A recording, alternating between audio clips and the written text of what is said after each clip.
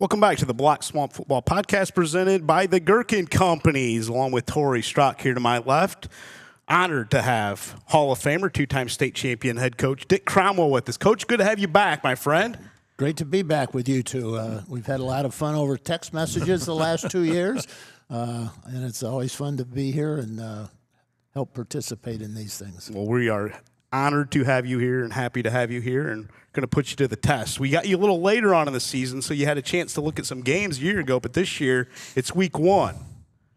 And I'm glad I got your book. Yep. So I hope you told some truths in that book. So I do my best, Coach. I do my best. And I don't know who this guy is to my left, actually. Don Johnson. I was watching 10 Cup last night, and you look a little like Don Johnson here in your nice fancy shirt. It's kind of embarrassing.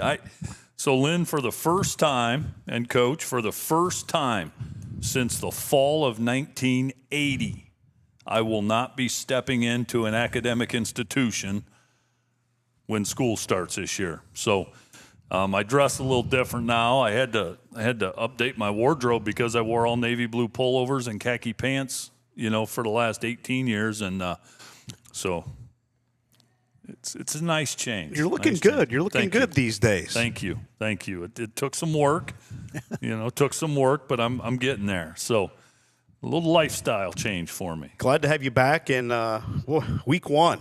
Here we go. Hard to believe.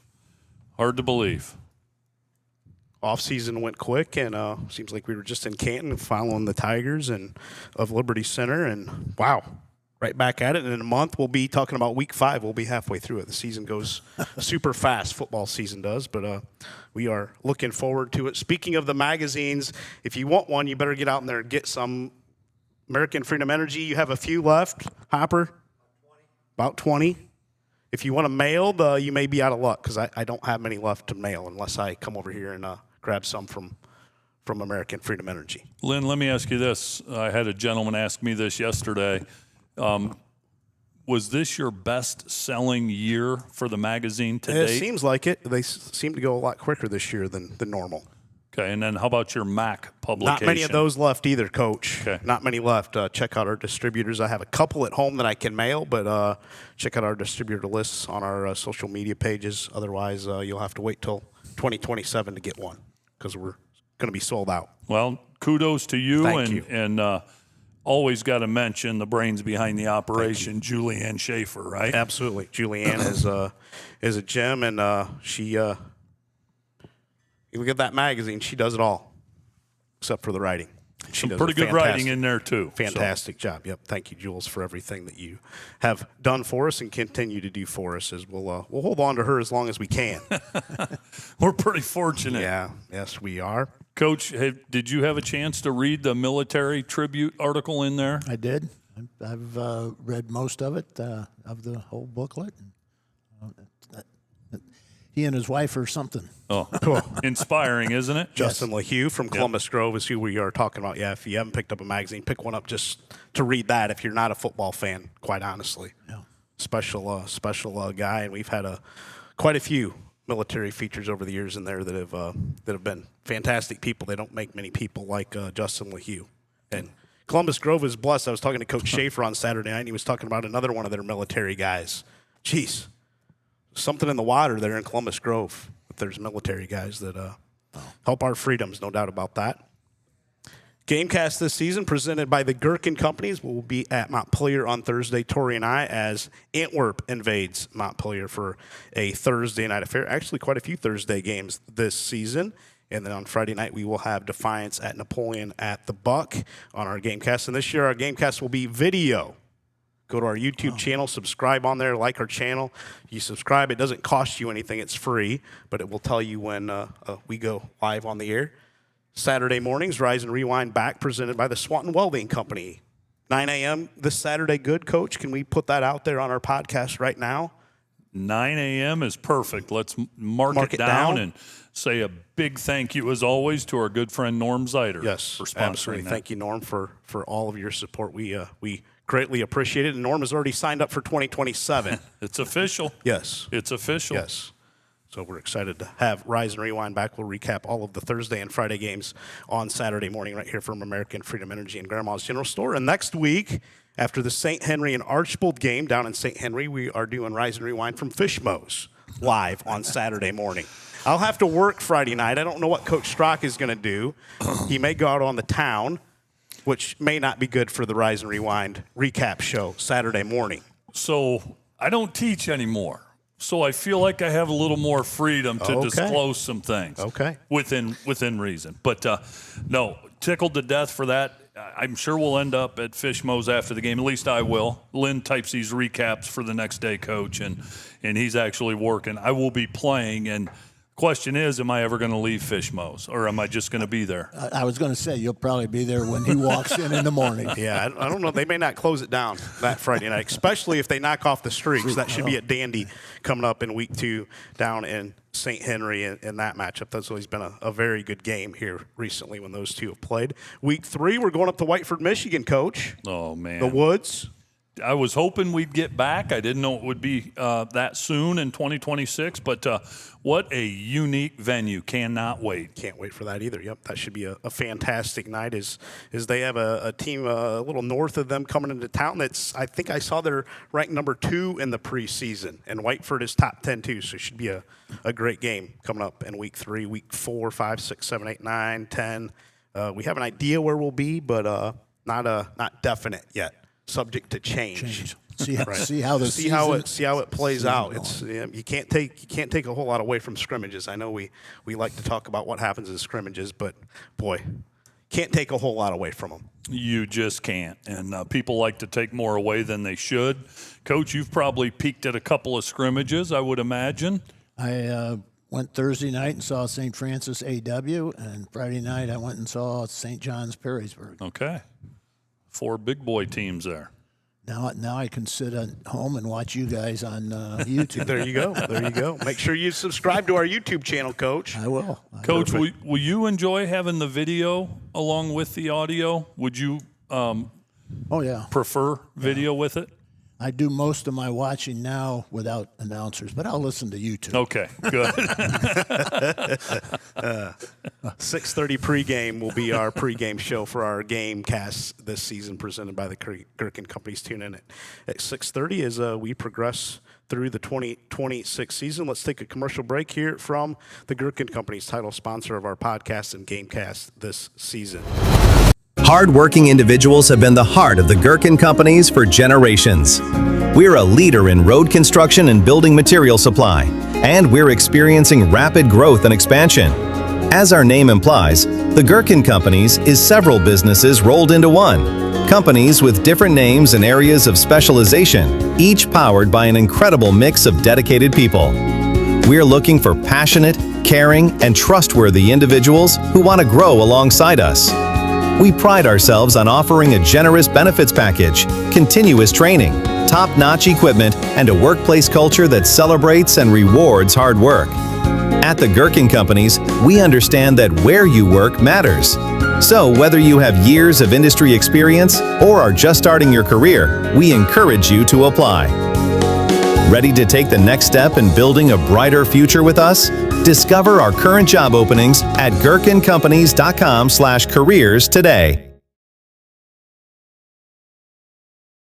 Thank you to the Gherkin Companies, title sponsor of our podcast again this season. Also, our Rock Solid Performance. We'll be handing that out next Monday on our podcast. So we'll have to do our homework for next Monday's show. Thank you to the Gherkin Companies. Robbie Myers and I will be getting the awards to teams throughout the season this year. Another sponsor that we have back in 2026, Lynn, is Black Swamp Safe Pet. They will sponsor our dog of the game for our game casts. Okay. Thank you to all of our sponsors this season. We'll run through all of our podcast sponsors as this opening podcast goes as we get ready for week number 1. Any preseason thoughts, guys, as we head into 2026? The Liberty Center Tigers, just down the road, are going to be one of the favorites in Division 6 this season, dropping back to Division 6 instead of Division 5 this year. Going to have a little tougher path, though. Kirtland, Columbus Grove, a couple of those teams that could be a roadblock for the Tigers this season. Hopewell Loudon in that. Hopewell Loudon is Division 7 this year. 7. Oh, they dropped. They dropped down, yeah. They were impressive last year, Coach. We saw them against Archbold. They had some road graders up front. Yeah, saw them against Archbold and Coldwater in the state Playoffs. semis. Yeah. They lost a little bit, but I think they're still going to be a pretty rugged bunch. Yeah, they roughed somebody up pretty good in a scrimmage. Can't remember who it was, but talked to somebody that was there, and they said Hopewell was pretty physical. Yeah, Ryan Colatrillo, he always has a rough bunch down there.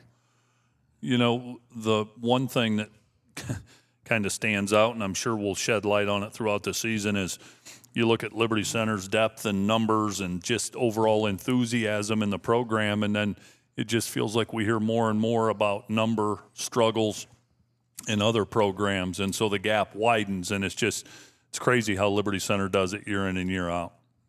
Starts at the youth level. Well, you know, there's a lot of smaller schools within a community that seem to have more players than some of the bigger schools. And, you know, it's a unique thing, I think, with the small communities throughout Ohio that, you know, you look at Ironton and Wheelersburg down in southeast, you know, the communities that they're in and the number of kids that they have on their team is, you know, amazing. Same way around here with the smaller schools and the number of kids. Throw Kirtland in there, another one. Coldwater has done it for forever. The John Reed days and now the Chip Otten days, and even before that in the MAC. They know what they're doing down there in the Midwest Athletic Conference. Speaking of them, maybe a little more of an open MAC this season is kind of the word on the street. I don't know that Marion Local's the dominant force that they have maybe been in the past. St. Henry, state champions a year ago, they lost some dudes. Charlie Whirling, number 1, their quarterback. He was an absolute stud for them a year ago.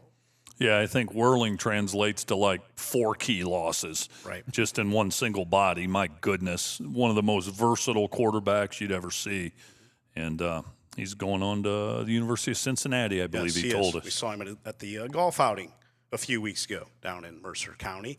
And a team that a lot of people think can be a force in the MAC this season. Versailles, Scott Borman back to Tiger ball. He played for the great Al Hetrick. We'll get to that pick here in a little bit. But Versailles folks are excited. They have a toughie here to open up the season with Harvest Prep coming up on Thursday night. But Versailles, they're excited for a new era there.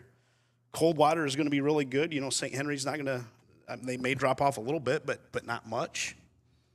It's wild what that league is like. Maybe open in the MAC this season, I think, and we'll see. You never can count out Tim Goodwin and the Flyers, though.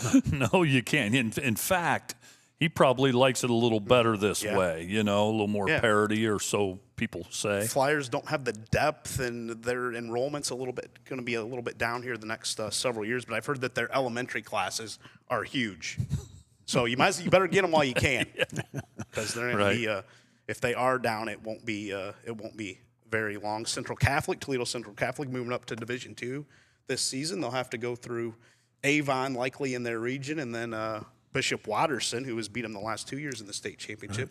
They may run into Bishop Watterson in the playoffs at some point. Watterson, I heard, is looking really good again. They're headed to Anthony Wayne on Friday night. Yeah.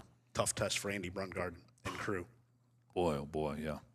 Give them credit, though. I give them credit, just like I give Archbold and St. Henry credit, and all those teams that beef up that schedule and don't back down. I mean, Anthony Wayne is taking on Goliath here. Yes, yeah. I know I'm putting you guys on the spot here a little bit. Any games you're looking forward to here in week 1 that maybe could tell a little bit about how 2026 is going to go? Well, I think Thursday night you've got a couple with Pandora and Columbus Grove right away, Lima Shawnee and LCC right away on Thursday night. I think those are two. It's a good one. Two games that all 4 teams had really fine years last year, and some of them have some problems to people to replace, but they're all 4 good programs. Those are, Thursday night ones that really stand out. Yeah. I'm curious on the Harvest Prep Versailles game. We'll make a pick on that one here in a little bit. If Versailles is for real, probably a game that they need to win or at least stay competitive. This Harvest Prep team is really good. Quarterback going to BG. We'll get to that here in a little bit. But Harvest Prep is good. They would have been an obstacle for Liberty Center a year ago had they got into the playoffs, but their schedule was, state champion after state champion. Yeah. I think for me, Coach, you brought up a great point, and I wouldn't have said this, but since you mentioned Shawnee and LCC, that's a big one. And then Bob Owen. LCC is going to be really, really good, but that Bob Owen offense, man, especially if you haven't seen it a lot, is dynamite. I'm excited about Wapak and Clay. Wapak Clay, a game that we covered last year. I think I guess I want to learn where Wapak's maybe at, and I think Clay will be a pretty good barometer for that. And then of course, Napoleon Defiance. See where both programs are at, and I know probably on paper we'll get into this, but Napoleon maybe has the advantage on paper, but you can throw that out the window in that rivalry game. So I'm always excited for that. A couple teams with not a lot of experience coming into to a new year. Clay, more experience than Wapak. Wapak lost. They graduated a ton from a year ago and have been atop the WBL since 2018. Take out the 2020 COVID year when they didn't hand out a WBL championship, but they've been on top of that conference a long time. And Clay has a lot back. Year two of Coach Pennington. I'm excited to see what Clay can do in the big boy division of the NLL, Buckeye division. I am too. They had a big win against They beat Whitmer a year ago. Yeah. So they've kind of seen what the Buckeye division has to offer. And I think Coach Moyer, at Wapak, and he could answer this for himself, but, they've had the bullseye on them, and they still do because they've defended so many titles in that. But I think people expect them to come back to earth, and if I'm Coach Moyer, I kind of like it that way. Yeah. NLL Cardinal division will be interesting this season. Napoleon, the reigning champs, will they stay atop? Liberty Benton coming in from the BVC this year. Fremont Ross, Ken Winters taking over at his alma mater. That's they've been always so close. I know. Is Ken the guy that gets them to the next level? I know it. Maybe he's that shot. I was always a big Chad Long fan there at Fremont Ross, but as Coach Winters, the alumni waking up the alumnus waking up the echoes. It'll be interesting to see if he can put them over the top. Liberty Benton was hit pretty hard by graduation. Like Wapak, yes. Yeah. Yes, they were. We're going to start on Thursday night, our Gamecast, Coach, so we're not going to pick this one. Join us pregame, 6:30 on our YouTube channel.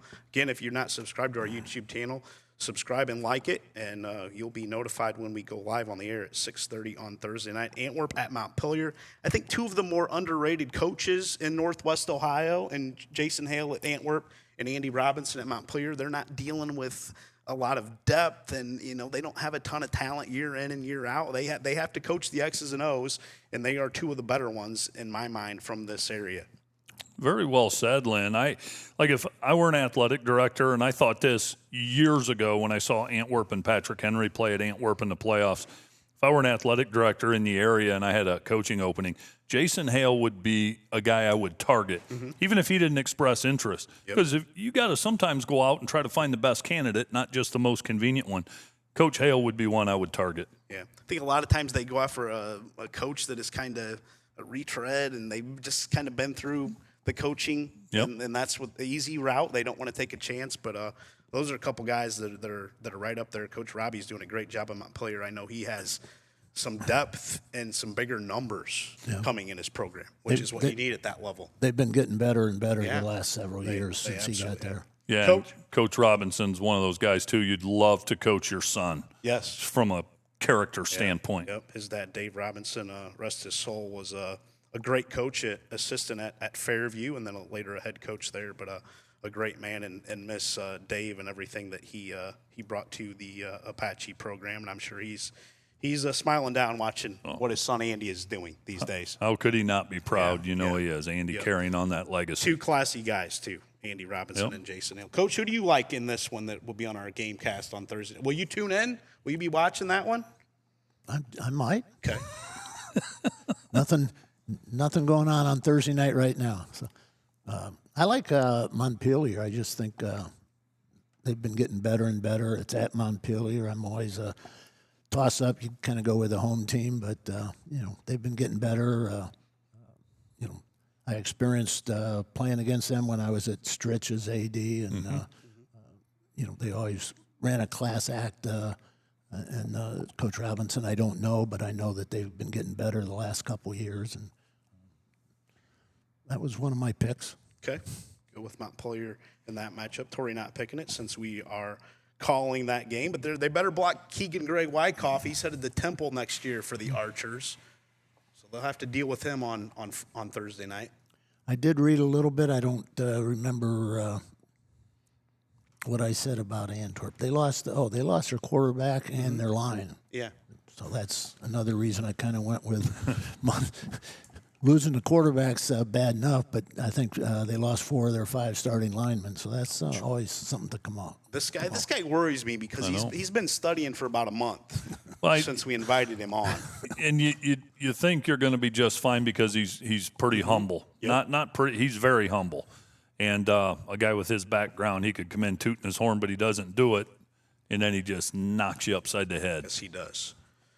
Also on Thursday night, Leipzig 11-2 a year ago at Tiffin Calvert, who was 4-6. Calvert won the previous meeting all the way back in 2014, 30-14. The Vikings going to have a pretty darn good year. I think for me, they're the favorite in the BVC. I think the Vikings start 1-0 and they'll pile on the wins this season. I was very impressed with the 4 Leipzig players we had on our preseason show: Mark Kirkendall and Paris and Williams and Hazelton, Aaron Hazelton. Very impressed with those 4, just as people, let alone players, and they're pretty doggone talented as well. And I can see why Mark Kirkendall is such a good leader. He's got a great demeanor about him. I like Leipzig also. Yeah, they're going to put up a lot of points this season. I think they start on Thursday night against Calvert with that. I'm with you two. I'm going with Leipzig, and I think they're going to have a really good year. They got Pandora in the league, McComb. But this opening game against Calvert, I got them. Okay. Pandora Gilboa, speaking of them, 9-4 a year ago. They are at Columbus Grove, who made another trip to the state semifinals, barely knocked off by St. Henry. PG has won some sweet seat squirmers against the Bulldogs here in the last few years. Won 22-21 last year and 25-22 in 2023. Grove leads the series 58-38-4 from 1924 to 1950. Pandora led the series 16-11-4 now that they're Pandora Gilboa since 1951. Grove leads the series 47-22. Grove was 0-3 last year, don't forget, and then made a run. Right. And if they would have beat St. Henry, they would have won state. Yeah. They would have been a big-time favorite against Hillsdale. And 14-6 they lost at St. Henry, 13-10 or something? Yeah, it was close. Yeah, it was a possession. Grove's record at Clymer Stadium versus PG is 11-3. Last Pandora Gilboa win at Grove was 2018, 25-13. Grove is 19-10 at home versus Pandora Gilboa since 1967. Grove's all-time record at Clymer Stadium, 124-35. I'm going to put that number out there to start the year because I know somebody says that Columbus Grove never loses at Clymer Stadium. So they have lost 35 times, Coach. They are 39-4 in the last 7 years at Clymer. Losses to Leipzig in 2019, Allen East in 2019, Liberty Center in the 2021 playoffs, and Liberty Benton a year ago. As Rex Lingard would say, they didn't lose 35 times. They ran out of time. That's what Rex does say. So that's what happened. Yes, yes. PG has got the Bulldogs a couple times when the Bulldogs have kind of been a favorite. I think Grove is probably a pretty heavy favorite in this one. Well, I agree with you, Lynn. It's kind of like I said about Napoleon Defiance. You can throw the script and predictions out the window, really. Pandora Gilboa always seems to show well in this game, and they pulled off a stunner last year, at least in my estimation. But they're coming into Clymer Stadium. The Bulldogs haven't forgotten how that felt last year. I like Columbus Grove. I had written down pick 'em, and when you go pick 'em, you usually go home team. Both teams are breaking in new quarterbacks, so that's going to be interesting. They both lost very good quarterbacks from last year, so that's going to be interesting. But I'm going with Columbus Grove. Scott Pulte's son, the new quarterback for Columbus Grove, and Coach Pulte is running the offense this season for Schaaf and crew. Very Freshman. Very familiar with that program. Coach Pulte was a outstanding player for Coach Mike Fell back in the 90s, and so he's right back where he belongs. Andy Schaefer's lucky, and I know thankful to have Scott Pulte. Absolutely. Excited to see what Columbus Grove, they're going to be the favorite in the NWC. Liberty Benton and Patrick Henry are their other two non-conference games coming up, and then they get into the NWC. To me, they're on a collision course with Liberty Center in Region 22, Division 6. That's the game I'm circling. Playoff. Probably be a regional final.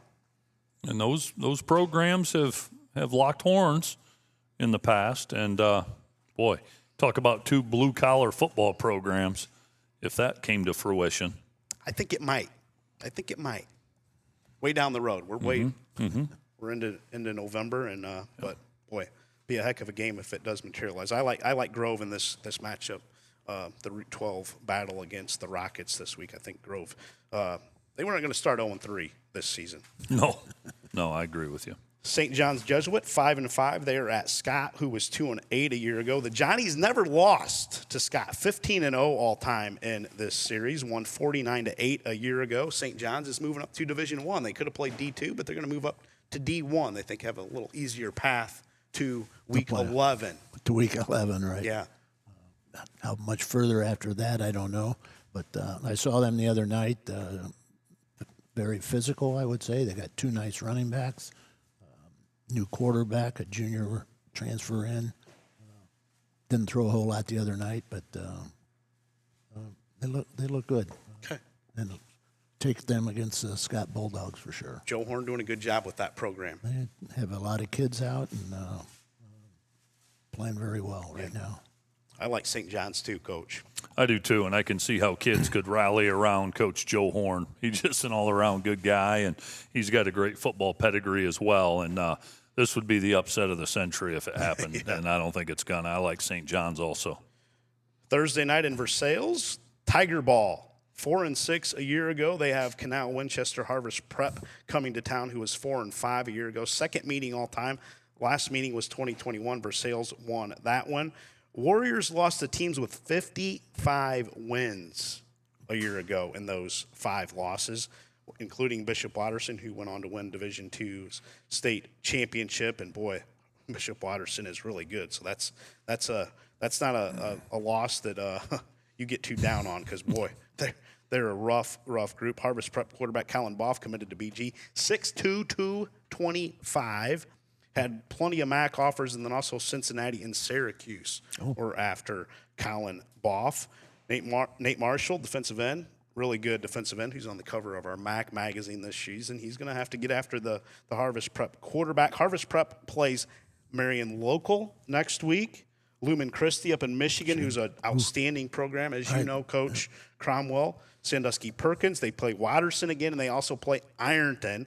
So if Harvest Prep can get in to the playoffs, they're going to be battle tested. Now, a year ago, that 4-5 mark did not get them in. Scott Brorman, first-year head coach at Versailles, played for the great Al Hetrick in Tiger Ball, and I know, talking to the Versailles folks, they are excited to see what Coach Brorman can bring to that program. Can they knock off a pretty tough foe here in Week 1, though, Coach Strock? Pound for pound, is there a tougher football schedule, pound for pound, in the state of Ohio? I don't think it's possible, for goodness sake. I was kind of leaning Versailles this weekend when I looked at our list of games, but I just can't. Anybody that's willing to play a schedule like Canal Winchester Harvest Prep, they're my pick Week 1. I'm going with Harvest Prep. I'm going the other way. Versailles coming back again, home game. I think they're ready to step it up again after a average year last year and get things going again. Tough place to play there at Versailles. That's what I hear. The road. That's what I hear. But I'm going Harvest Prep. Boy, they're talented.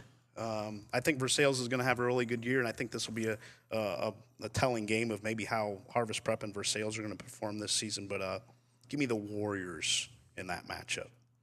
Yeah, but Coach, I'm never surprised if a MAC school wins a big game like this, let alone Versailles. So I'll be curious. He's jumped up and bit us last year with several of these picks.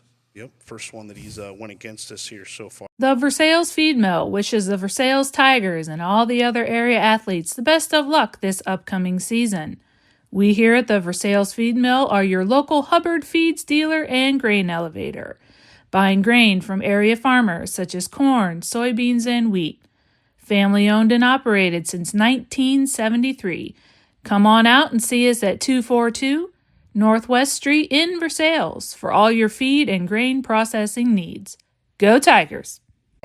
This season, also on Thursday night, Lima Shawnee, 8-4 a year ago against Lima Central Catholic, 10-2 a year ago were the T-Birds. T-Birds won 22-19 last year.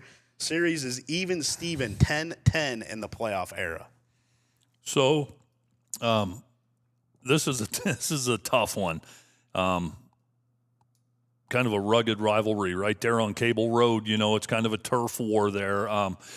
The conventional pick, I think, is probably LCC, but I'm going to go with Shawnee, and maybe I'll regret it, maybe I won't. But Bob Owen will have that offense cranked up. I know it's early, and maybe they'll still have some kinks to work out. But as good as LCC is, I think Shawnee's going to score some points. And I know Coach Owen likes his linebackers pretty well.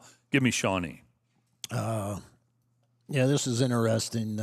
Shawnee's a bigger school. I don't know if that means they've got more kids out, but as you said, Tory, how soon can those kids learn Bob's offense? I always asked for extra pay when we had to go play Eden out at Eden because you knew the game was going to get over about 11:30 or midnight as many times as they threw the ball. A toss-up, I go home team. I don't know, where do they play this game? Does LCC have a – They play at Lima Senior Stadium. Senior. But I'm going to go with Coach Olin and his – first victory in his 8th school as a head coach. Probably more than that. You're missing a few there, Coach, if we're being honest. And I enjoyed listening to him when he was on with his players for your show. Oh, yeah. He didn't say a whole lot. No. He never does. He never does. You took Shawnee, too? I did. Boy, I feel like one of us has to go LCC here. Nah, I'm not going to do it. I'm going to stick with Shawnee. I thought for certain you two would go LCC, and I was going to gain a game on you there. I'm trusting Coach O here. Yeah. So, Coach O, you better have him coached up here week 1. And, if you asked him about it, he'd sandbag it. He's got that. He's got that inner confidence. He's living down there. Yeah. He's got nothing better to do Nope. than watch film. So, you better have him prepared. Yeah, that's exactly what he said. He drinks Mountain Dew and watches film. And I believe it. I think that's what he's always done no matter where he's at, That's right? true. No, that's true. What do we know about his quarterback? Anything? Really good. Really good. LCC has a good young quarterback, Yes. right? Sophomore or junior kid. Yes. I saw them in a 7-on-7 at Perrysburg. Okay. Yeah. Okay. Yeah. LCC is going to be really, really good this season too. That may be the top game in our area. It's a good game. on Thursday night. Honestly, It was a dandy last year. 22-19 LCC. Don't forget about your lead pipe lock. Bringing that back this season. You waiting? Well, I'm going to wait, but last year, I had a couple folks get upset with me because they thought I was picking on a team. But you got to understand what the lead pipe lock is. You can't make an obvious pick. You can't not take a team that's a heavy favorite on paper. You've Can be got like 60-40. 60-40 at the most. Yeah. And 60-40 in the 50-50 range. You can't just take an obvious one. And so I did that last year, and I ruffled a couple feathers, and I apologize. It was nothing personal, but I was just trying to pick the upset and get a game on you. Yeah. Going back to the LCC and Lima Shawnee, it's interesting that both schools lost twice, their playoff loss, they also had lost during the regular season. That LCC had lost twice to Columbus Grove, and then Shawnee had lost twice to Wapak, and that was kind of interesting to see. Yeah. Yep. A couple of powerhouses in those leagues. Other Thursday night affair this week, Sidney Lehman Catholic 10-2 a year ago at Delphus St. John's. Lehman Catholic won 56-35 a year ago. First win versus the Blue Jays, who lead the series 6-1. So I like Lehman Catholic this season to open up with a win over Delphus St. John's. I have that pick also. I don't know much about either one, but a little that I studied, I'll take Lehman Catholic. I am too, really primarily based on last year's numbers on each side. It's tough for me to pick against a MAC school anytime, but I'm going to go with the Cavaliers here. Going to take another commercial break, come back and talk about the Friday night games coming up this week. At Ag Credit, agriculture is where we started, but it's not all we do. We also provide competitive home loans for individuals and families across our communities. With personalized service and flexible loan options backed by a team that understands your community and your needs, we're here to help you secure the home of your dreams. Visit agcredit.net to connect with the local mortgage loan originator.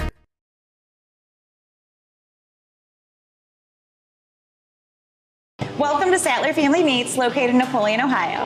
Where quality, tradition, and service come first. We have a variety of different products and cuts made in-house daily. We offer a wide variety of frozen products from chicken to beef, grass-fed beef, and pork products, as well as 21 different flavors of brats.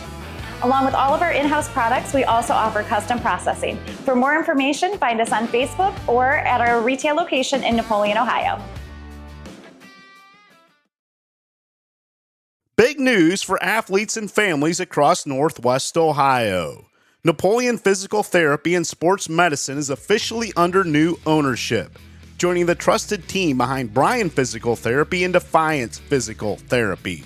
We're proud to expand our care across Northwest Ohio, offering specialized services like dry needling, blood flow restriction, and weekly bump clinics for local athletes. Don't let aches or injuries slow down your season. Stop by our new Napoleon office at 1322 Woodlawn Avenue or call us at 419-599-0888 or learn more at defiancephysicaltherapy.com.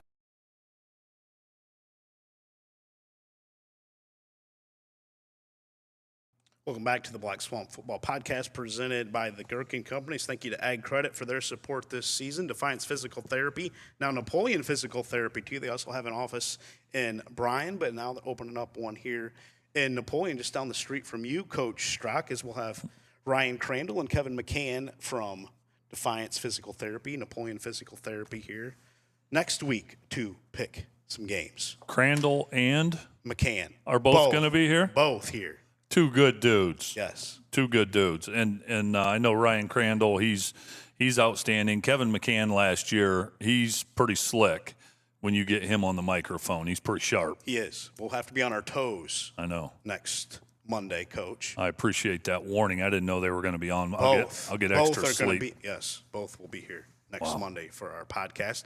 You know why my golf game has been so good this season? Because of those two guys.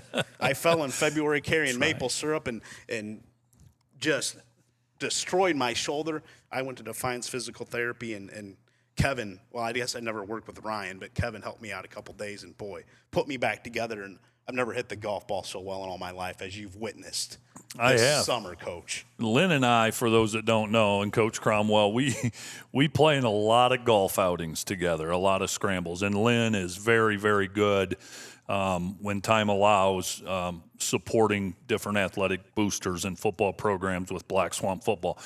He happens to bring me along for the ride. So he's treated me to a lot of golf, and we have a lot of fun doing that. I forgot about that.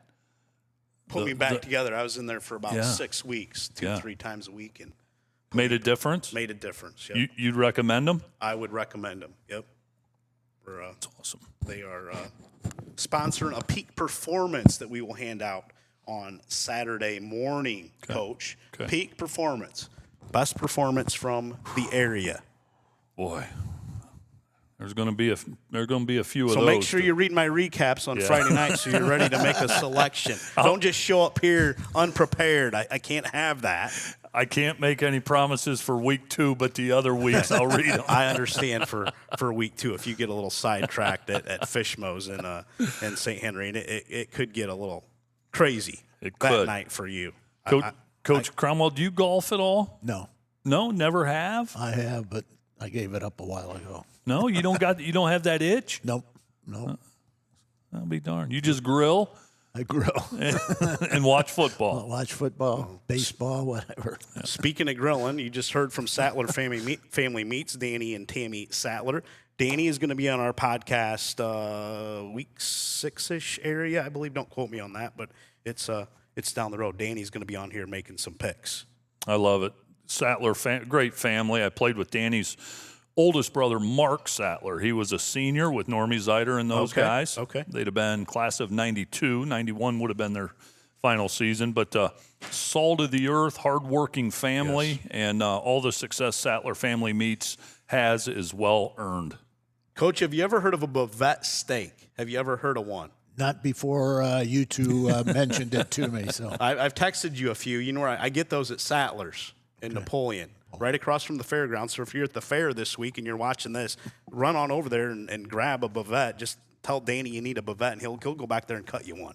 Yeah. I gave you one of those, right? You did, and it was unbelievable, the beef flavor. And you think, beef's beef. This is a step up as far as the richness Type of it. of sirloin. Yep. A little bit like compare it to a flank steak, kind of. I would say a flank steak. And it's not tough. It's not tough. You think of a sirloin kind of being a little tougher Right. cut, but you cook it right. It's fantastic. Yeah, and don't be alarmed. You're not going to see the marbling you would see in a ribeye or whatever, so don't expect that. But you hot and fast, right? Yes, correct. Done. Cut And- across the grain. Yep, that's right. And you will be in for a treat. And they're cheap, Yep, very inexpensive cut. yep. And I'd put them up there with anything. Well, yeah. My brother likes their smoked pork chops. You ever had those, Coach? I have not. I've had pork chops from there, but not their smoked pork yeah. chops. Yeah, they usually have them back in their case.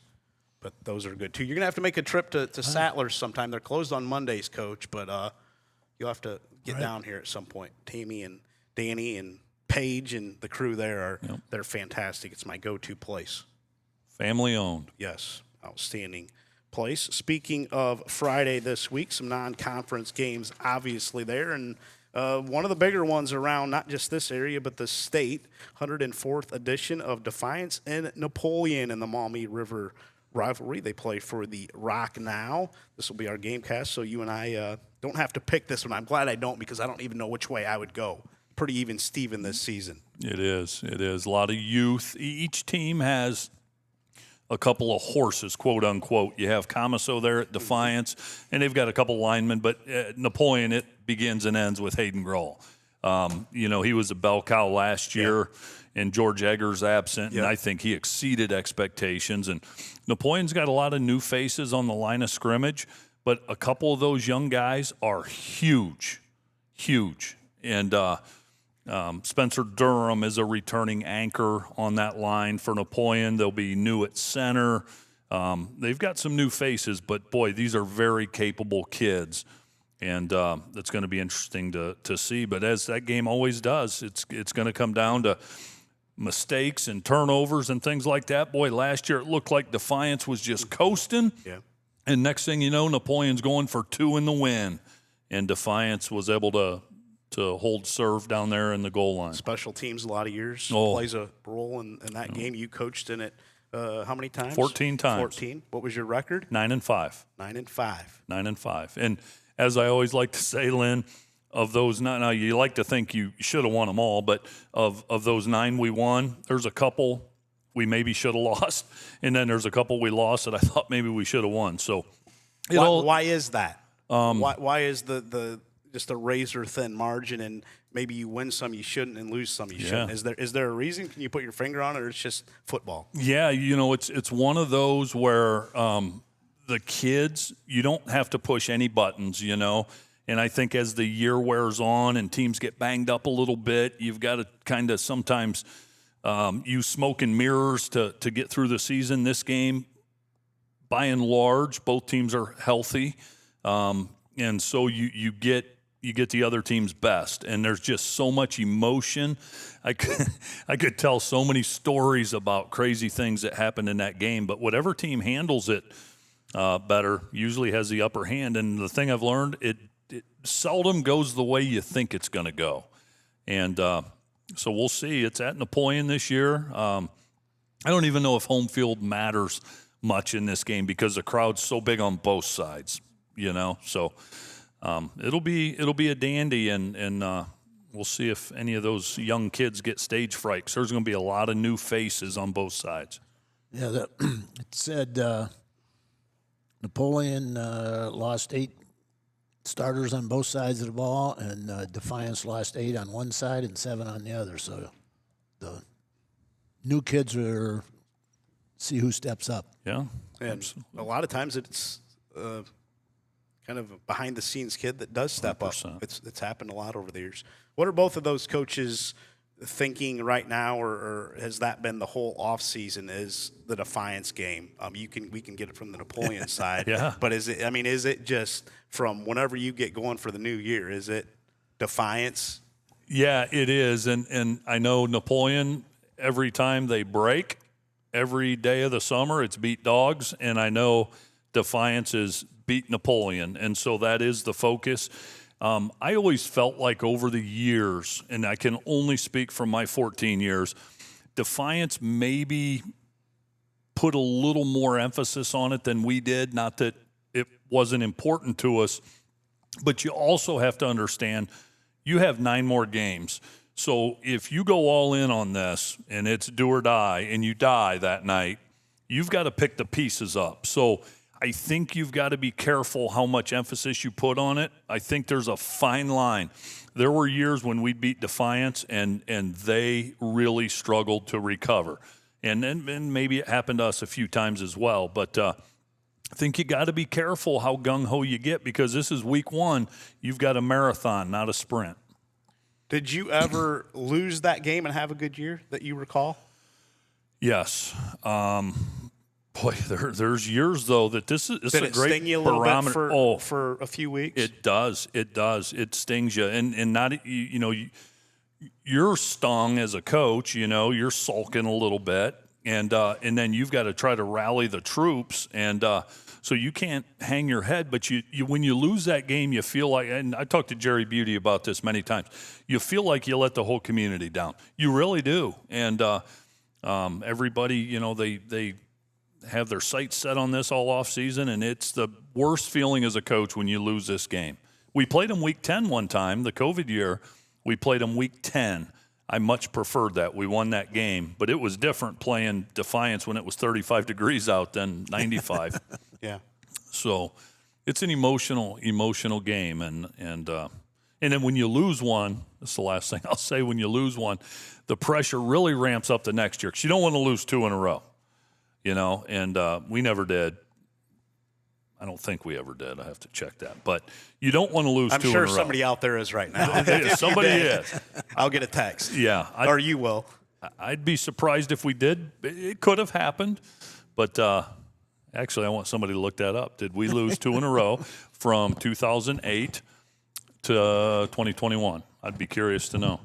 Coach, how did you approach your rivalry games? Because you probably didn't. You never had one week 1, did you, in your career, or did you? Not really. I mean, we opened with Whitmer for several years, but again, St. John's and Central are the bigger than Whitmer, but and we've never opened with either of those. So it's you attack each one when it comes on the schedule and recover. Move forward after one of those. Yeah. Is it a little more of the communities and the fans, the pressure, as opposed to players, coaches? Do you feel like? Yeah. In a rivalry? You know, Not that since you both coached.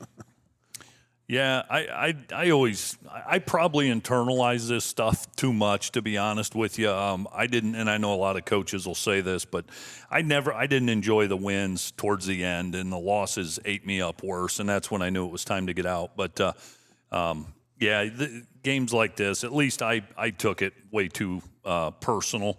The thing I always appreciated about Napoleon Defiance was there's a level of respect that a lot of rivalries don't have. I mean, there really is, and part of that's because you had Jerry Beauty and John Snowd, my predecessor, that were just great sportsmen, and then everybody I've coached against from Defiance was gracious in victory and defeat, and so it's a clean game. It's cleaner than you would think, and so it's pretty special.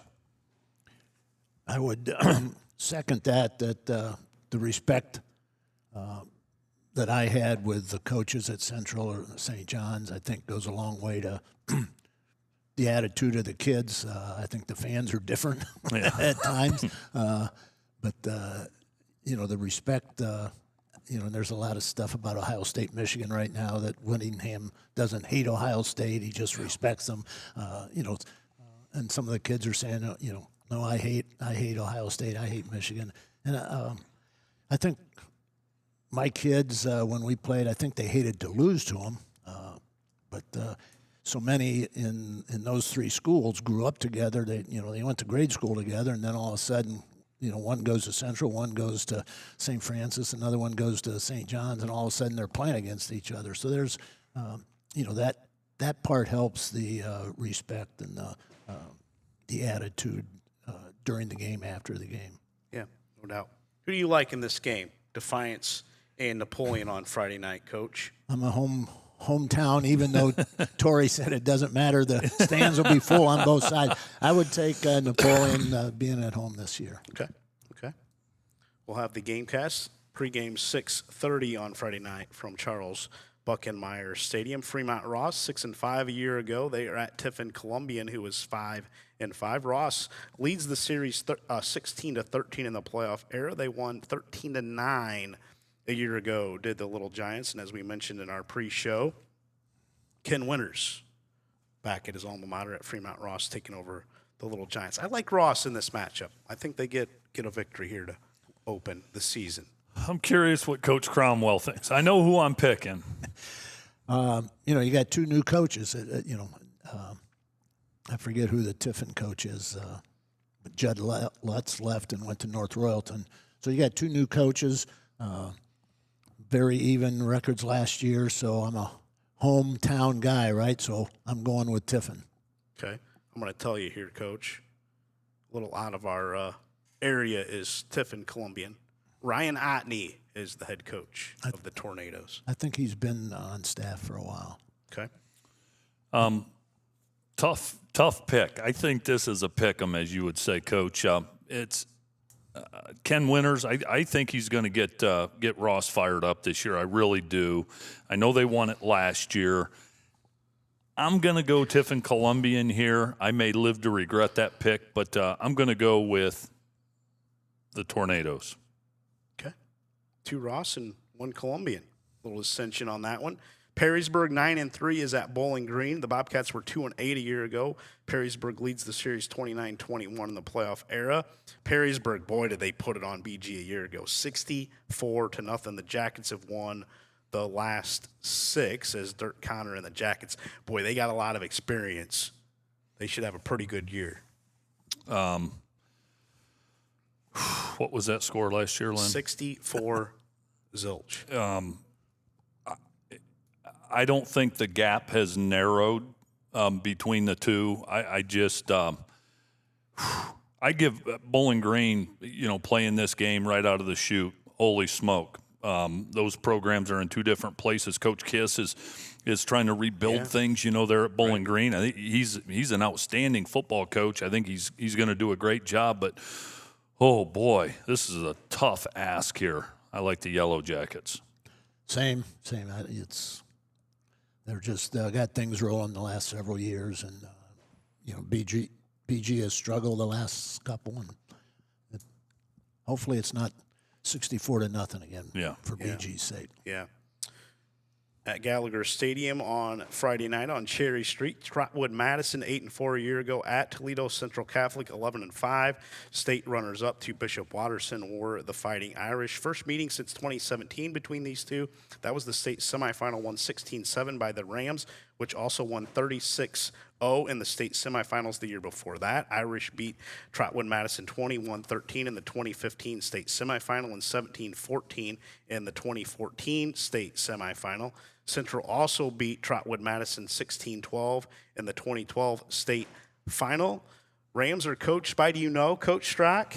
Trotwood? Yep. I do. Former Ohio State Buckeye. I do.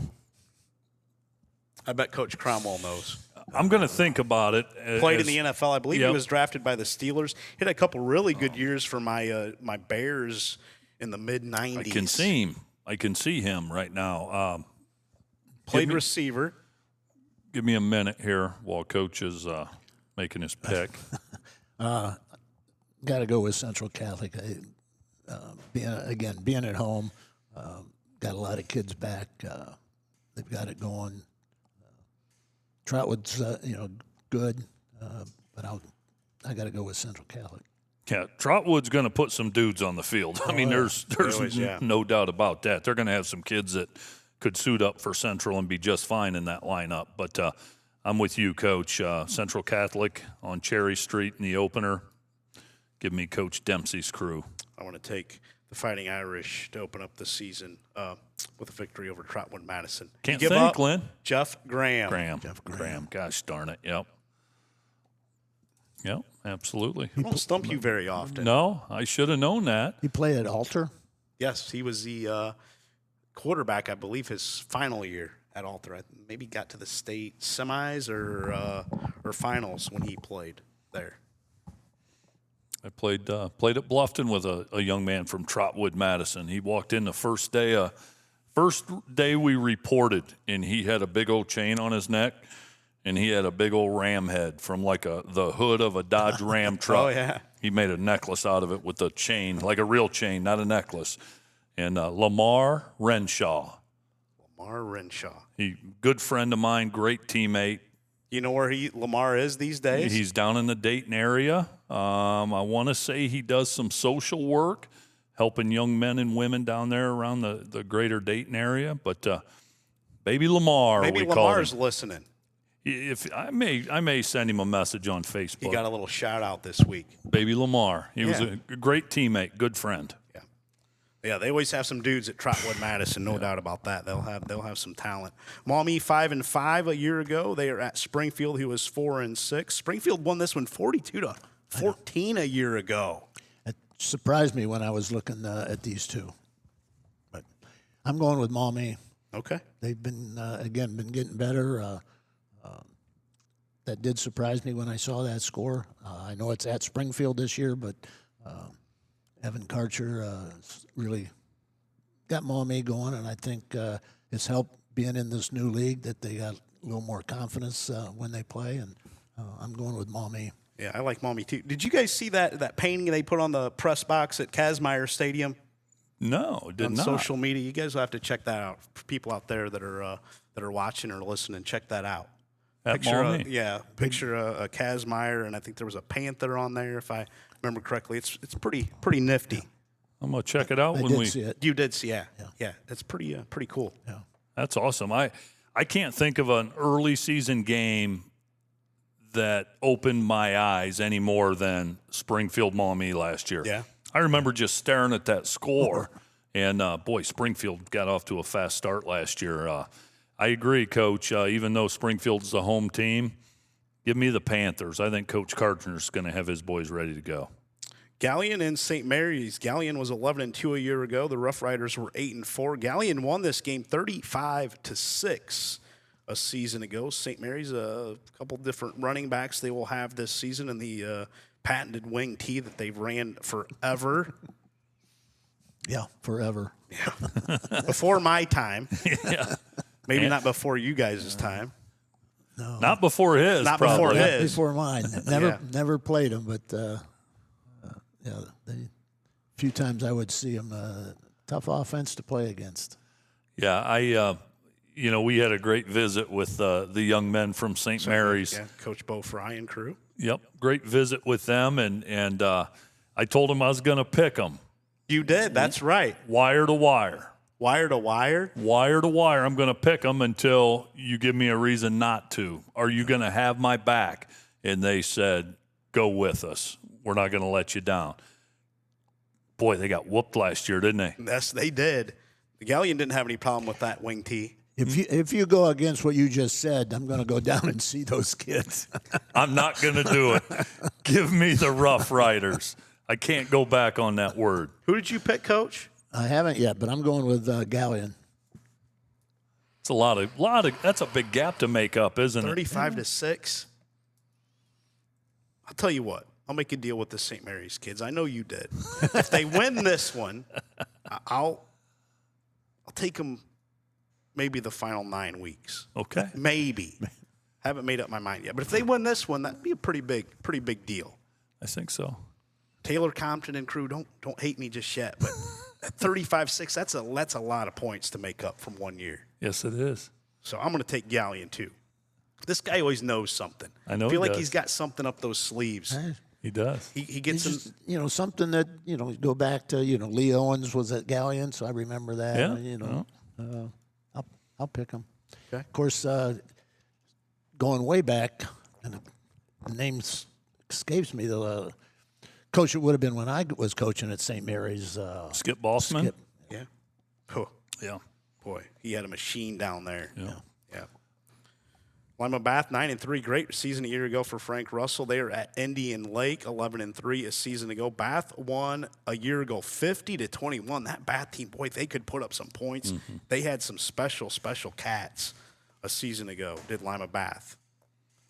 Yeah, they did. Boy, we saw them. Was that at Defiance? That was at Defiance. Yes. Gosh, they looked unbeatable almost that night. That offense was impressive. I'm in the dark about this one, so I'm going to go with the Western Buckeye League Bath Wildcats. Same here. I don't know much about either one, so I'm going with Bath. Yeah, I'm going to go with Lima Bath in that matchup as well. A game we talked about early on in our show. Walpock 11-1 is at Clay, 6-5 a year ago in their first season under Coach Pennington. Walpock won a year ago, 28-7. That was tight. Was it like 7-0 at the half a year ago, Coach, or 7-7 at the half? Kind of a little bit of a surprise. Walpock rolled into that game with some state championship aspirations, and Clay went in there and played pretty well in that first half. Just did not have quite enough. But this Clay team's a little different this season. They had a lot of sophomores playing a year ago, Landon Eckleberry and crew at quarterback for them. Walpock, boy, just shredded by graduation. But Travis Moyer, you can't count him out. Outstanding coach for the Redskins. I like Clay to get the win week 1. Coach, go ahead. I'm still thinking. Lead pipe. Clay. Oh, wow. Lead pipe. I'll go with the Toledo area team. I respect that. That takes some courage to make that your lead pipe lock. Wapak lost a lot. Clay's got some kids back at home. So. Yeah, Lynn's right. Down there at Walpock last year, boy, Clay went up and down the field, got into the red zone, just couldn't turn it into points. And then the second half, Walpock's experience and stuff kind of shined through. I think this is a tough pick. Because Walpock might sneak in there and pull this out, but I cannot pick against Clay. I was impressed with their kids during our show as well. I'm going to go with the Clay Eagles at home, but it's going to be close. It's going to be one close. Possession? I think one possession. It doesn't matter how close, just so they win it. Defending state champion Columbus Bishop Watterson, 14-0 a year ago. They have won 30 straight, has Bishop Watterson. Longest winning streak in the state since losing 27-7 to Central Catholic in the 2023 state championship. They are at Anthony Wayne and Schaller Stadium. The General 7-5 a year ago. Bishop Watterson gave up 15 points in the playoffs a season ago. I mean, they were just unbelievable They have some bad dudes. Eagles are favored by 40, according to Fantastic 50. You don't go into Schaller Stadium and knock around the Generals. No. But if there's somebody that can do it, it's this Bishop Watterson team. Boy, are they special. You know, I talked to Coach Brungard at Anthony Wayne about this back in mid-July. I was over at Anthony Wayne, and he's looking forward to it. Him and his staff and his football team's looking forward to the opportunity. And if you know Coach Brungard, that's kind of how he's wired. He's not going to back down, and he'll have the Generals ready, but it's just a different animal rolling into Schaller. I'll be curious to see if Anthony Wayne can hang around into the second half. I'll be curious to see that. But even though Coach Brungard's a good friend of mine, give me Bishop Watterson. The Generals probably would have liked to see the rain we got a week ago this week, even the playing field a little bit, because Schaller Stadium down in that dip, and boy, when you get rain, it really gets mucky, and that made even the playing field a little bit for them, but I don't know if that still would have been enough, because this Watterson team, boy. Whew. Yeah, Watterson. Yeah, I got Watterson too. I can't pick against him, even though that's a really, really tough to play, one of the tougher places to play in Northwest Ohio. Yes, it is. Yes, it is. Everybody's on top of you. Yeah. I mean, they're on top, and they will pack the stands, and they have one of the best marching bands anywhere. Yep. Yeah. The Marching Generals. They're unbelievable. For sure. Yeah. Man, White House will be a madhouse on Friday night. Oh, boy. Band director's wife taught at Stritch when I was out there. Okay. Yeah, they take a lot of pride in that. Yeah. Waite 4-6 a year ago is at St. Francis de Sales. 7-5 were the Knights a year ago. The Knights won 64-19. They lead the series all time 28-3. Any of those three losses in your day, Coach? Did you ever lose to Waite? 2000 we lost to Waite. Okay, so they got you one of those three. Maybe another one early on. I don't remember. Okay. Now that game is at Waite this year. Okay. St. Francis has trouble with had some issues with their field. They were actually gonna play at St. Francis. That's going to be at Waite. But it's because of light situation. They had to replace all the light poles, and they sent the wrong press box. So I don't know where they're at with all that, but it is at Waite. Okay. So Mollenkoff Stadium, right, Coach? Yep. I mean, we always talk, Lynn and I and some of our friends always talk about the greatness of the Old City League and some of those grand schools and grand stadiums. Mollenkoff Stadium with the concrete, right? That's pretty unique. What's it like coaching there? I never got into the places that we played a whole lot. You know, you're concentrating on your kids and what you need to do. But, that's a great atmosphere. We played Central there a couple times with, 8,000-9,000 people. 8 or 9,000 people at UT is a lot different than 8 or 9 people and 8,000 people in a stadium like that. And, it's a great atmosphere to play. And we played Kent McKinley there. We played a couple other playoff games there. Moeller, we played there a couple times. Wow. So, it's a great place to play. Oh, be darn. Wow. I like the Knights. I'm going to throw my pick out there right now. Yeah, I'm going to go with the Knights. Coach Lynn, he'll have the troops ready to go. Coaches said watching film, Waite's better. Second year with Coach Jennings, Waite's better, but I'm going with the Knights. Okay. Or I can't walk back in the building.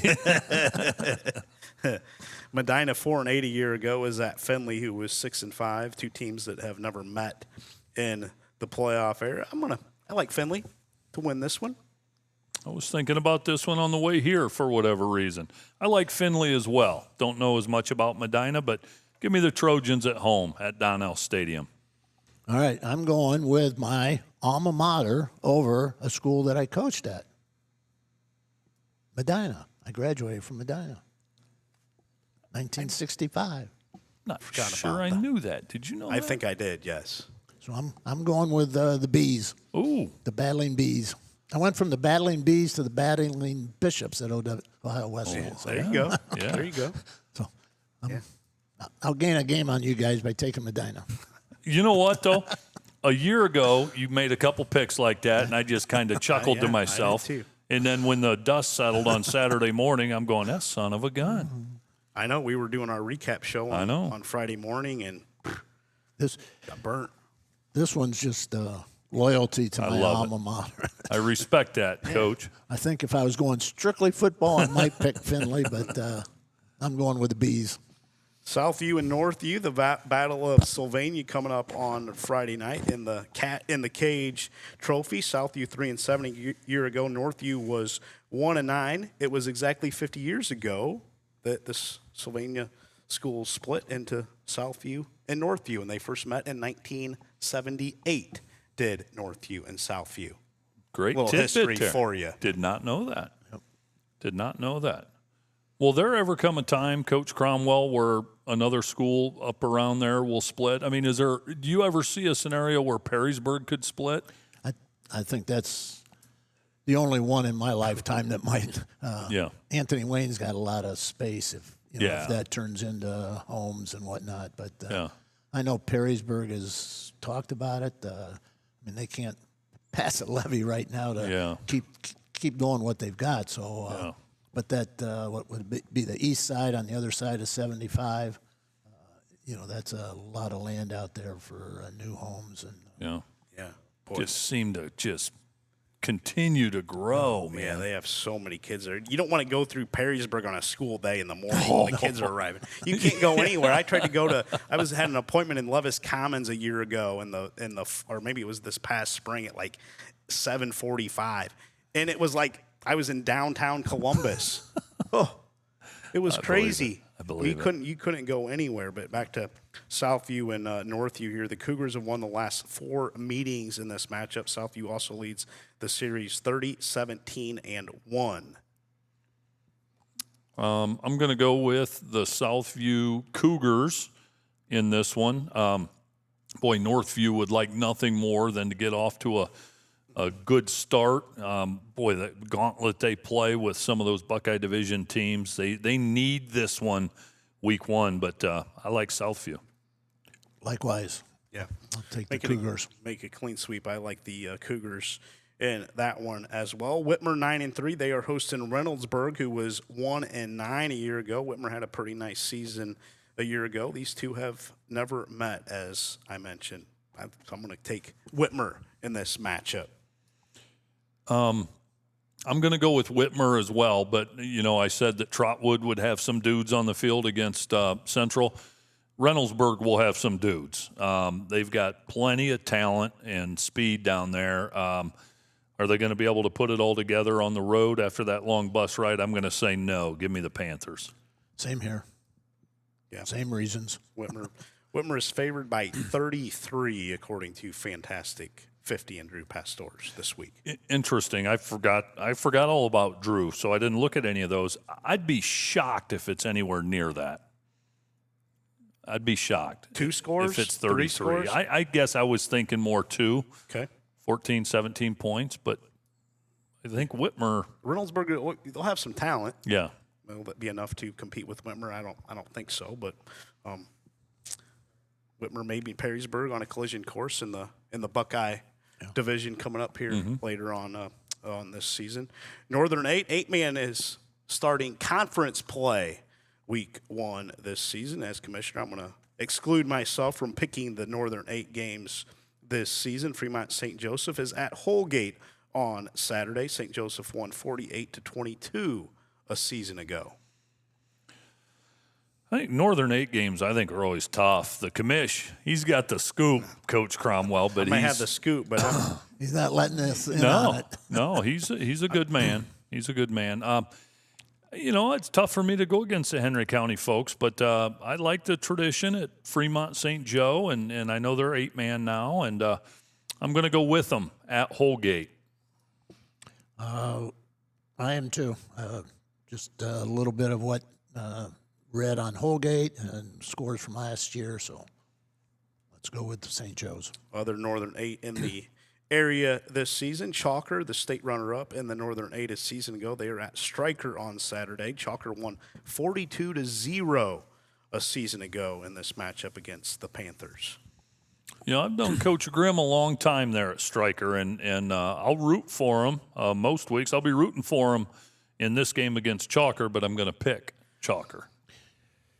I think this was a couple that I missed last year, these 8. So I'm going to go with Chalker with you. I got the other one circled, but after looking a little bit.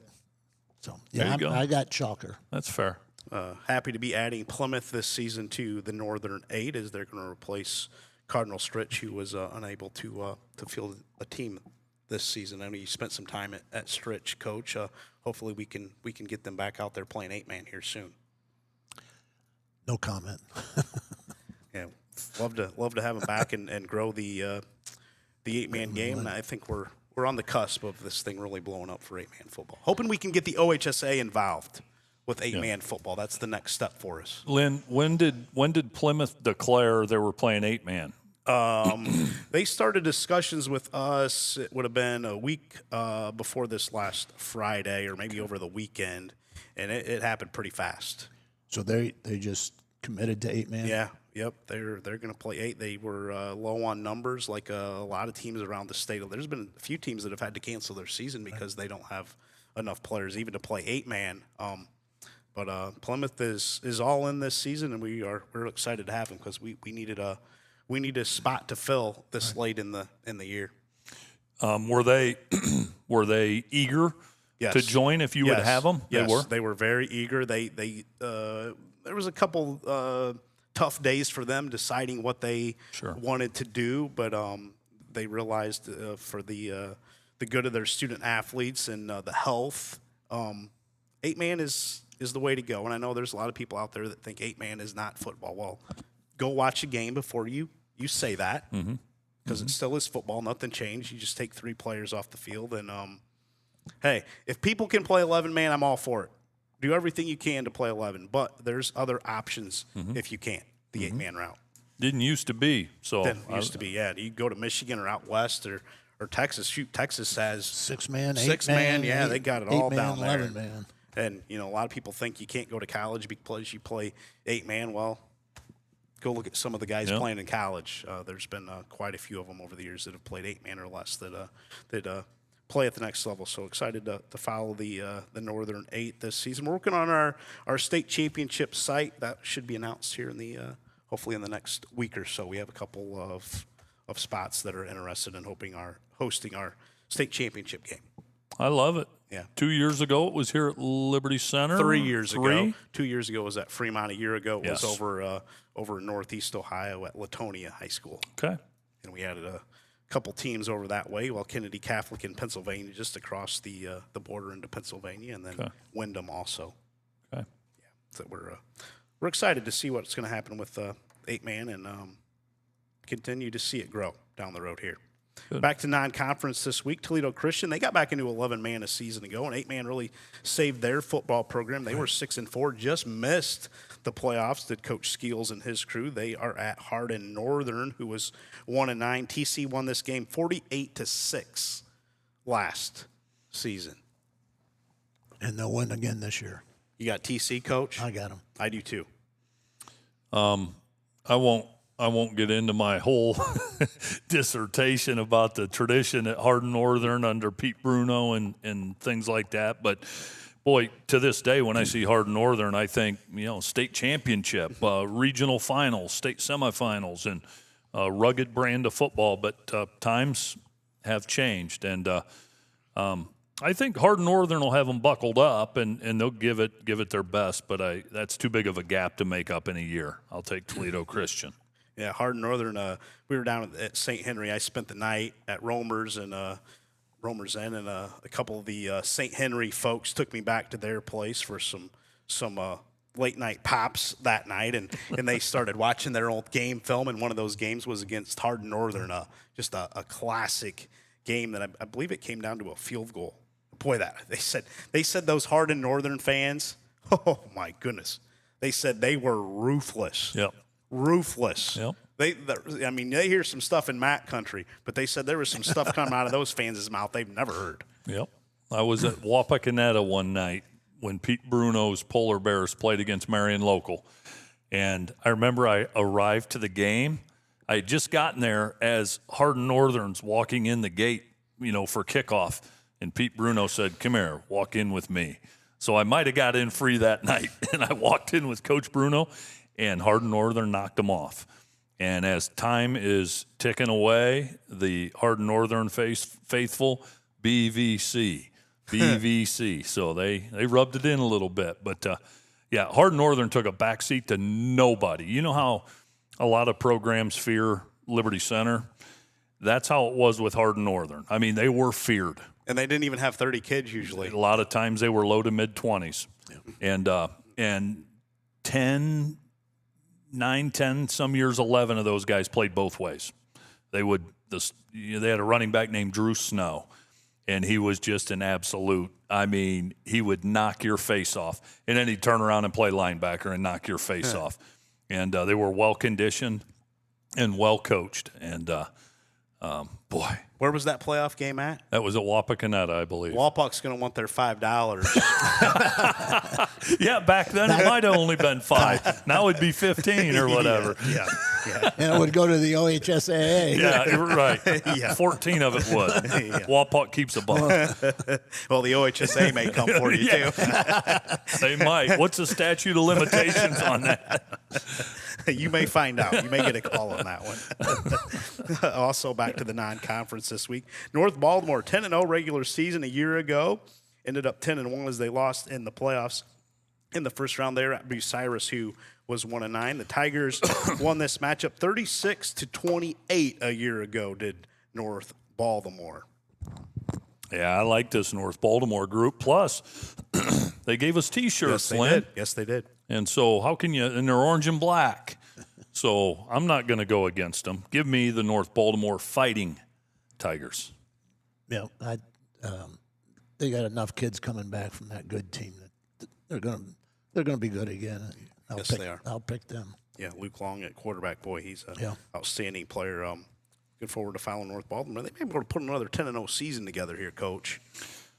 They have the dudes to do it. I almost expect it, man. I really do. They're very well coached, and boy, that community was excited last year, and deservedly so. And I know those kids want to bring home a playoff win this year. I'll take the Fighting Tigers in that matchup as well. Up in Williams County, Edgerton 6-5 is at Eden, who was 9-3. These two teams met twice a season ago. Edgerton won the regular season meeting, and then Eden won in the playoffs, 28-21. Edgerton super, super young this season for Coach Brody Flagel.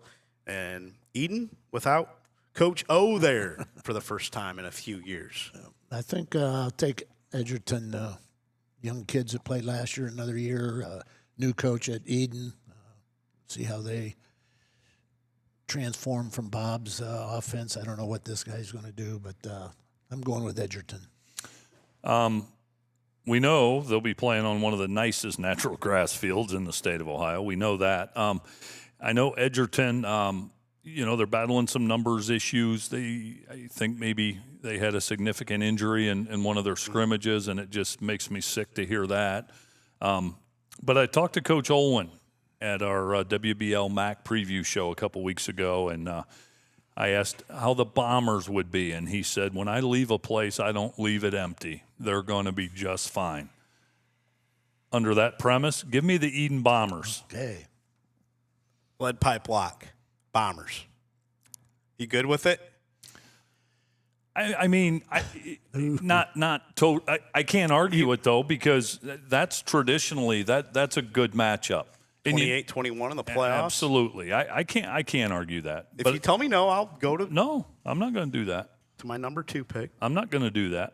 That's fair. You okay with it, Coach Cromwell? You taking Eden? I'm taking Eden. Fine. Okay. Because the Bulldogs will have them strapped up. Yes. And they will play hard. Coach Flagel gets the most out of those kids. Yes, he does. Yeah, but I like the Bombers here, week 1. Yeah. Monroeville 9-3 a year ago. They are at Macomb, who was 5-5. This is a matchup of a couple really traditionally rich programs.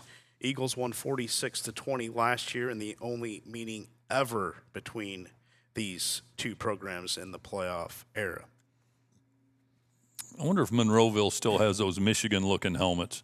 They had the wings on them, just like Michigan. They did. Forever. Black and gold, I believe, are their colors. You know what? Macomb was 5-5 a year ago. Mm-hmm. And Chris battling the numbers a little bit. Yeah. Sounds like it Macomb again. I think so. But I'm going to go with them. Week 1, Chris Algie, give me the Macomb Panthers. I'm going with Monroeville. Don't know much about either one. I mean, I know Macomb's been good forever with Chris, but I'm picking Monroeville. I'm going with Monroeville, too. Macomb is favored by 4, Are they? according to Fantastic 50 this Okay. week. There's some other new sites out there that are doing some predictions this season. We're going to give them a couple weeks to warm up because they've never done it before. Yep. We're going to give them a couple weeks to see how their program kind of paves out. Okay. I have trouble. I always have trouble with a new kid on the block. I like our traditional, I like Fantastic 50. I think you get so familiar with where everything is. You know where to go to click what you need. And so, but it'll be interesting to check them out. Yeah, it will be. And nobody's betting on these games. I know people out to get on social media when you put the spread that Fantastic 50. Nobody's betting. It's not a betting site like some of these people think on social media. They fabricate these things. It's just something fun to look at. And I think Drew's success rate is like 70+%, which is pretty darn good. What was the site you were using a year ago? Dubstat, right? That was for the 8-man. Was that 8-man that you? I think they that were was- doing 11 though too. I think. Really? Yeah, we use that every once in a while.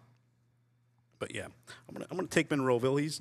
We got Monroeville. Coach Strock has Macomb this week. Hicksville 1-9. New coach Zach Yoder there for the Aces this season. They are at Hilltop, who was 3-7.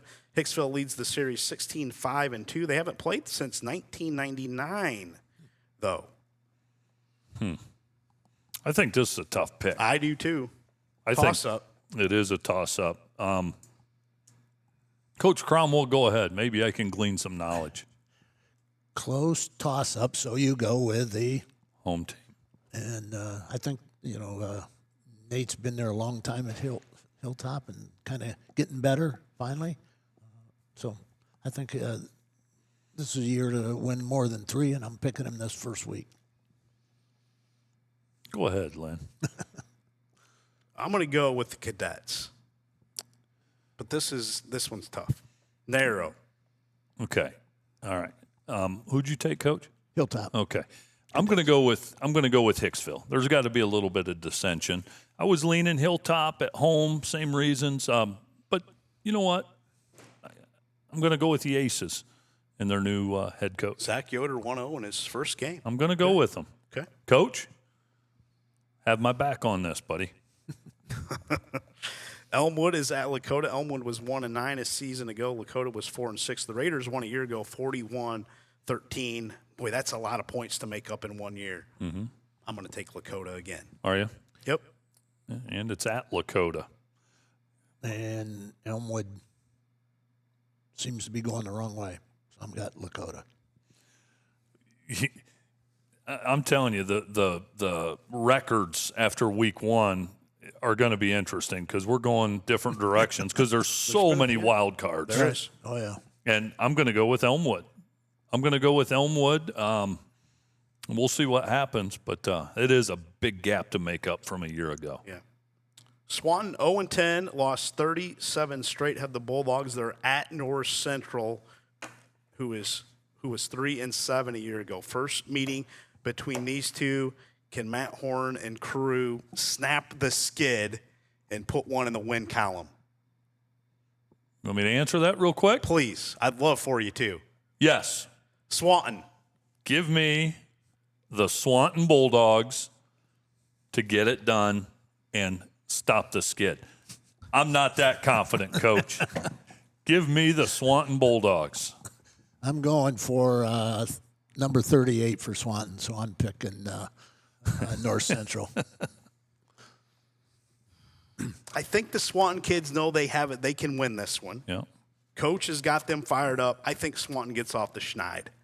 Good pick. Gets the win. Good pick. Gets Lynn. the win. And for the people out there, Coach Strock has a ball marker, golf ball marker from Swanton that if you want to make him an offer,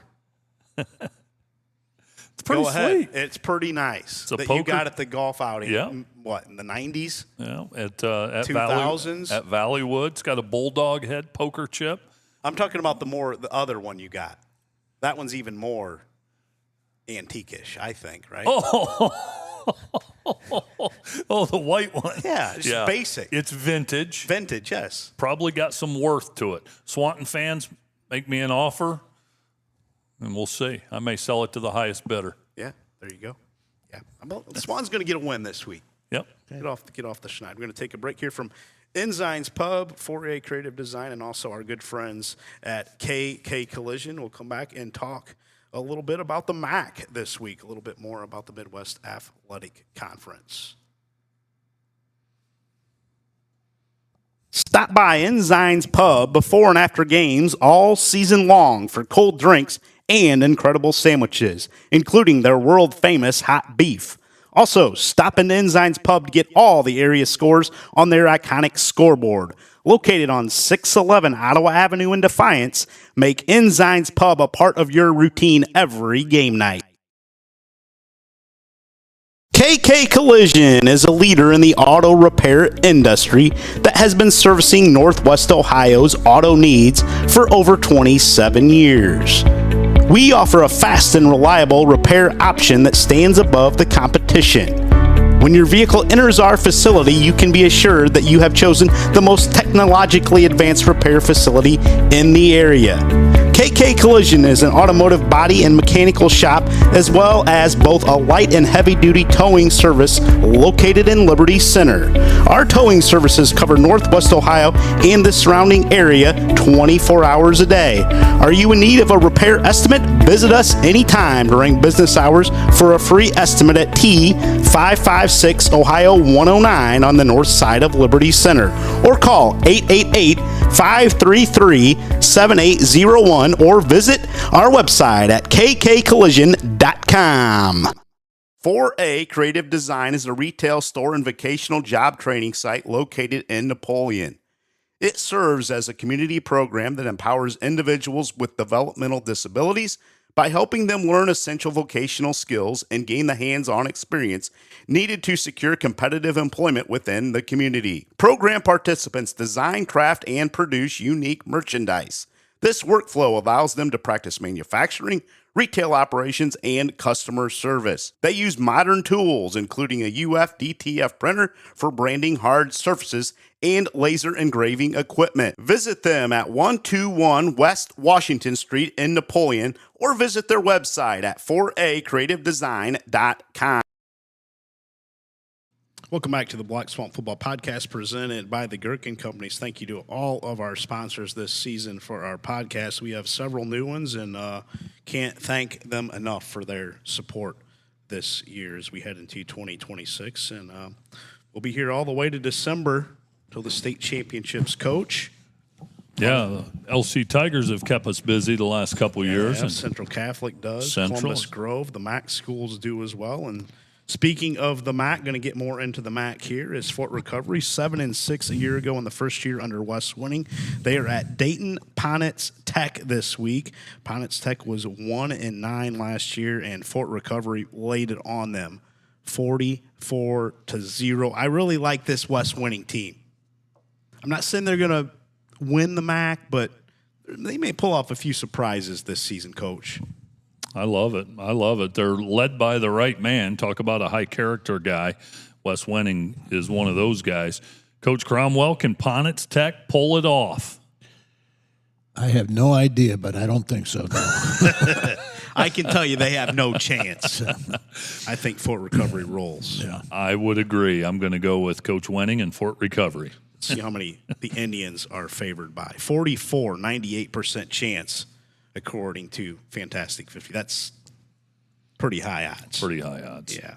So I'm gonna take Fort Recovery as well. Brookville 10-2. They are at Parkway, who is 0-10 a season ago. First meeting between these two programs. Parkway has lost 18 straight under new head coach this season. Jay Fullenkamp is the new coach at Brookville. He replaces Mike Hetrick after 25 years.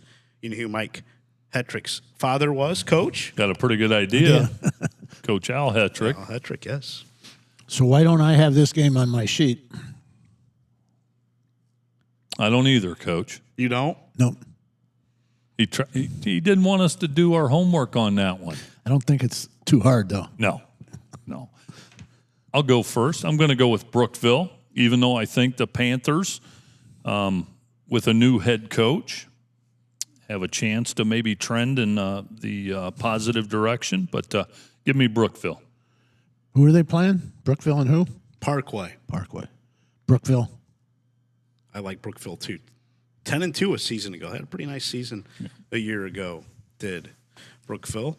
Anna 10-4. They are at Spencerville, who was 2-8. Time out. He's got Brookville further down. See, you guys just put it out of order. No, you gave us the order. Oh, right above Edison, Patrick Henry. Okay, all right. Then I did. I just want to make sure you guys are paying attention. You can't throw these guys any curveballs, folks, or they just lose all mind. Sorry, go ahead. Next game. Anna 10-4 a year ago at Spencerville was 2-8. Anna won this one 55-0. A lot of people like this Rocket squad to be right near the top of the Midwest Athletic Conference this season. Yeah, I had a coach that Finley that was from, we always called it Speedville, not Spencerville, but they're not going to be speedy enough to beat Anna. So I got Anna. I agree with you, Coach. Give me the Anna Rockets in this one. Yeah, I like Anna in that one as well to pick up the win. Cary 9-5 a year ago at Marion Local. These two teams have never met, and boy, if you're Jonathan Mershman, you're probably like, what are you doing, AD? Mm-hmm. Schedule Marion Local at their place?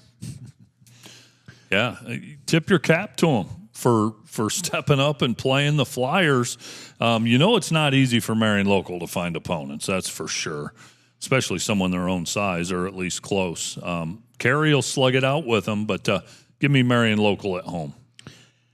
With the expanded playoffs that I don't necessarily like, you get some of these matchups that, go ahead and play at Marion Local. You lose that one, you win 8 out of your next 9, you're going to be in the playoffs and make your run then. So that's the good thing of the expanded playoffs.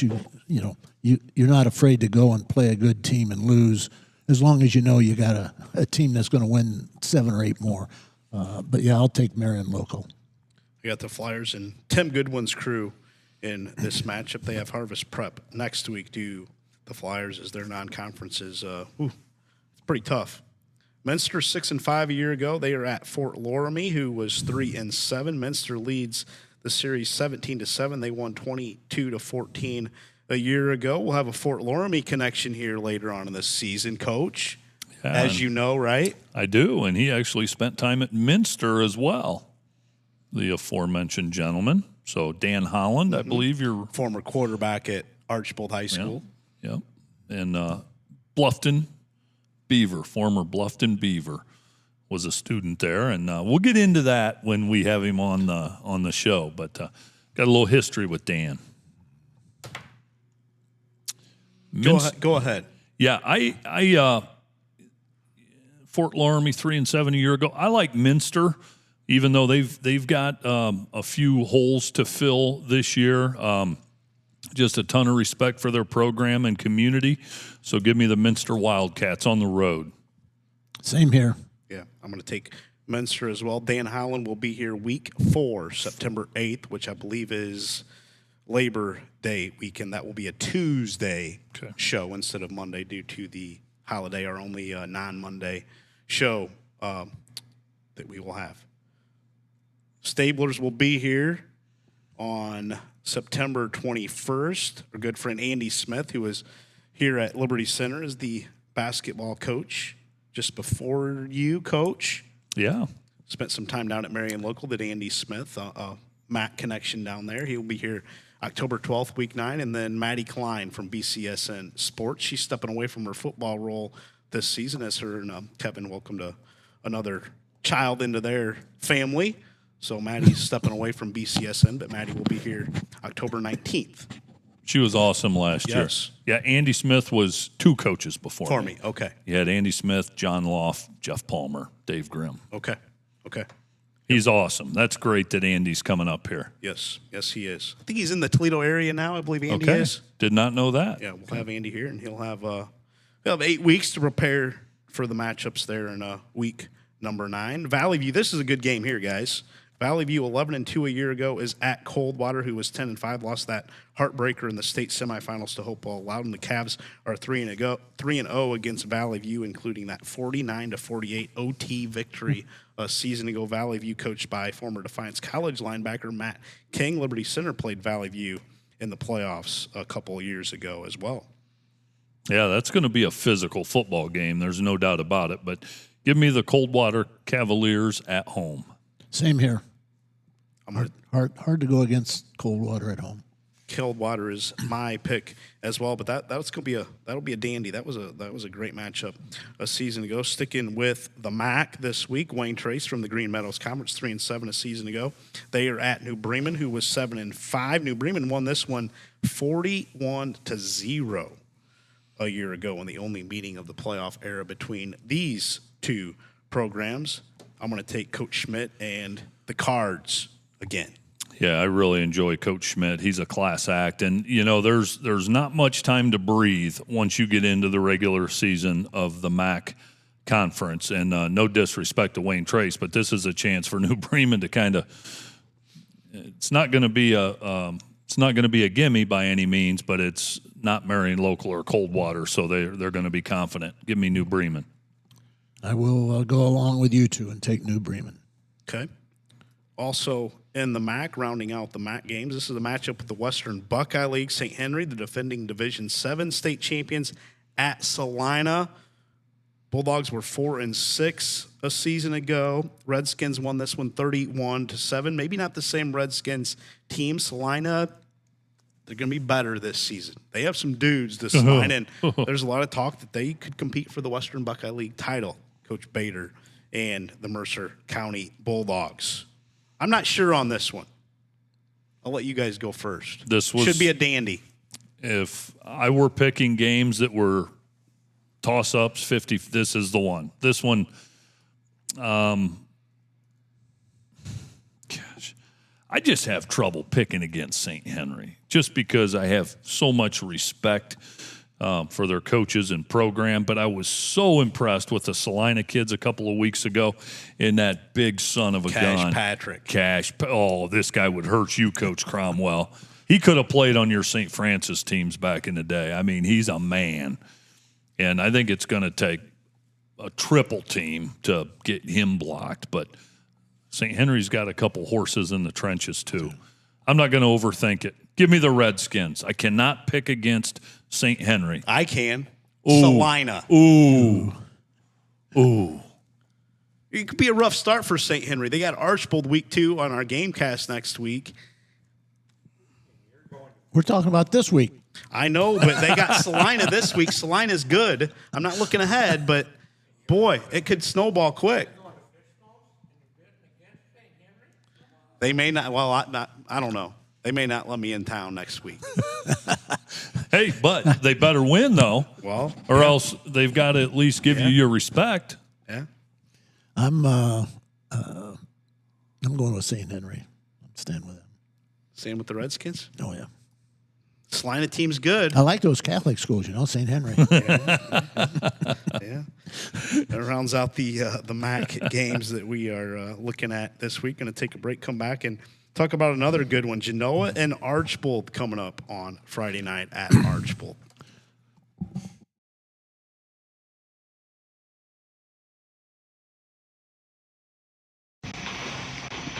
When it comes to building better athletic facilities, Tenkate has you covered. Tenkate has a complete lineup of world-class turf systems for every level of play. Now, a revolutionary infill-free turf system, Pivot, is engineered for a consistent, natural grass-like playing experience with less maintenance and long-term value. With Tenkate's complete solutions, we can meet all of your athletic facility needs. Call Coach Teeks at 313-971-6670 to find out how Tenkate can help you now and in the future.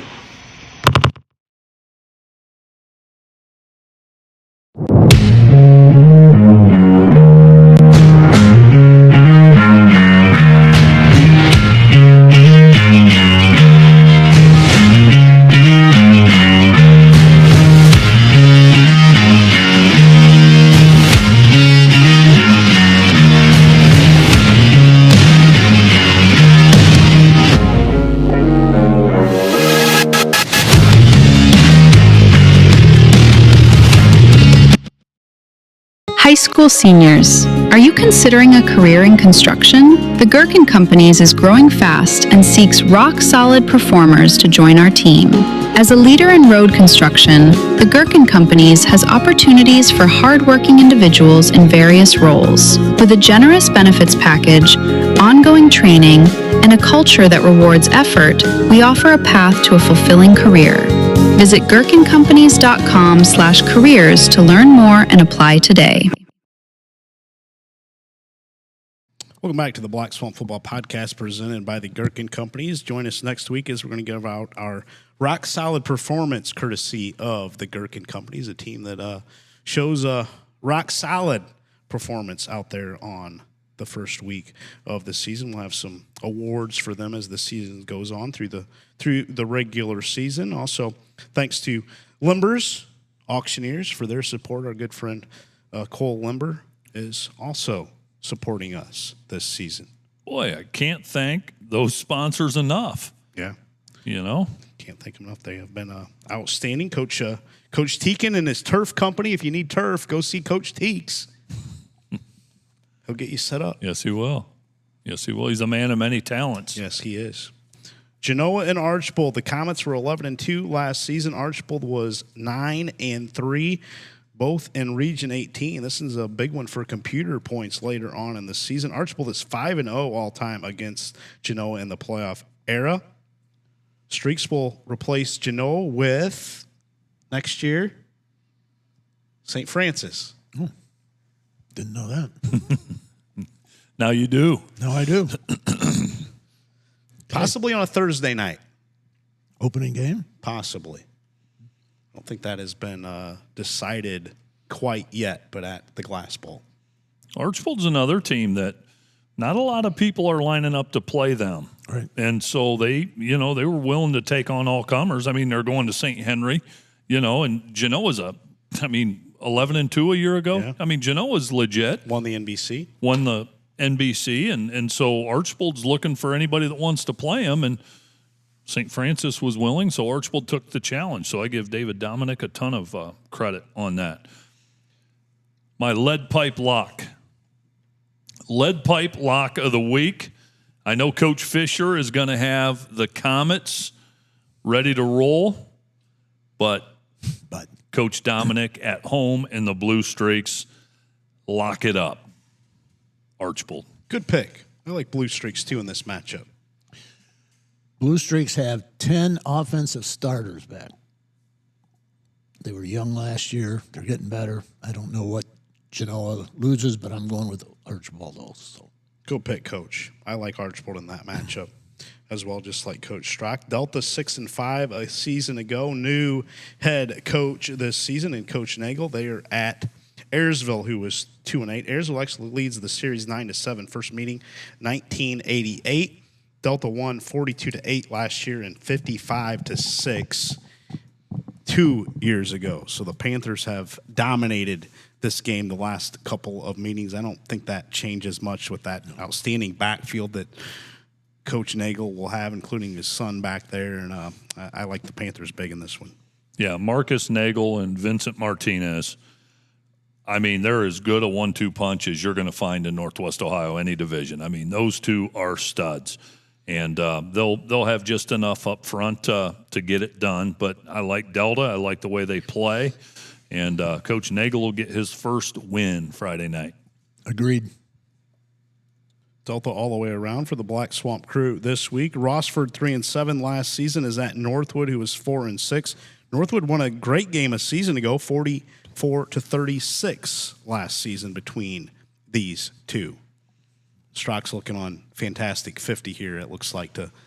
He may not made a pick yet. No, I haven't, and I was going to do – I know who I'm going to pick, and it's hard for me to pick against Ken James at home at Northwood. I mean, you talk about a guy who just comes back year after year. You probably know Coach Ken James, right? Very well. I mean, he's got the same enthusiasm that he had 30-plus years ago, and so they're going to be ready to go. But my good friend Coach Drews Bach at Rossford, they've struggled the last couple years, and I'm going to go with the Rossford Bulldogs to find a way to get it done at Northwood. Good pick. Good pick. I got Rossford, Do too. you? Yes. Nope. I got to go with Ken James in Northwood. Okay. He's going to get it going again. He's had a couple. Yeah. But this year they're going to be back up? Yep. Okay. All right. We'll see. Bluffton 8-3 a season ago. They were at Benjamin Logan, who was 5-5. Pirates are 3-0 all time in this matchup. They won 33-30 a year ago, 52-3 in 2024, and 42-7 in 2023. So two of them have not been close. Last year was tight, but I like this Bluffton team. They got some top end dudes in their lineup. So give me Coach Richards and the Pirates. Can't go against Spike Berry and Coach Richards, so I got Bluffton. Yeah. I like Parker Lovell. Yeah. And Tate Giesecke. They were here at our kickoff show. Two good-looking athletes, Coach Cromwell. Stud lineman, Shank up front. Oh, boy, he's a bad dude. Yeah. They got some dudes. Yeah, they do. And I agree. I go with the Bluffton Pirates most weeks, and I'm certainly going with them this week. Spike Berry, name I haven't heard in a little bit. What a good guy he is. Yes. One of the best. Still around. Yes. Oh, He's got to be up there. He's getting up there. always enjoy visiting with Spike. We see him at Clymer Stadium. We go to Columbus Grove. He's always sitting there. He's very close with Andy Schaefer, the head coach there at Grove. Old NWC rivalry in this next matchup. Paulding 11-1 a year ago at Crestview, who was 6-4. Can Paulding do it again? 10-0 a season ago. First playoff win. They beat Fairview, and then Carey rolled in there and knocked them off. But can Paulding put it together again? They have some pieces returning, but they also have to replace some pieces too. This is going to be a good game. It's going to be a good game. It's going to be a good game. At Crestview, this one's going to be close. I've got to go with Paulding, even though I was kind of leaning Crestview when we got here. I've got to go with Paulding just because I'm such a huge fan of the Mans brothers, Jordan and Jalen Mans. They are unbelievable and two of the most versatile athletes that we'll cover this year.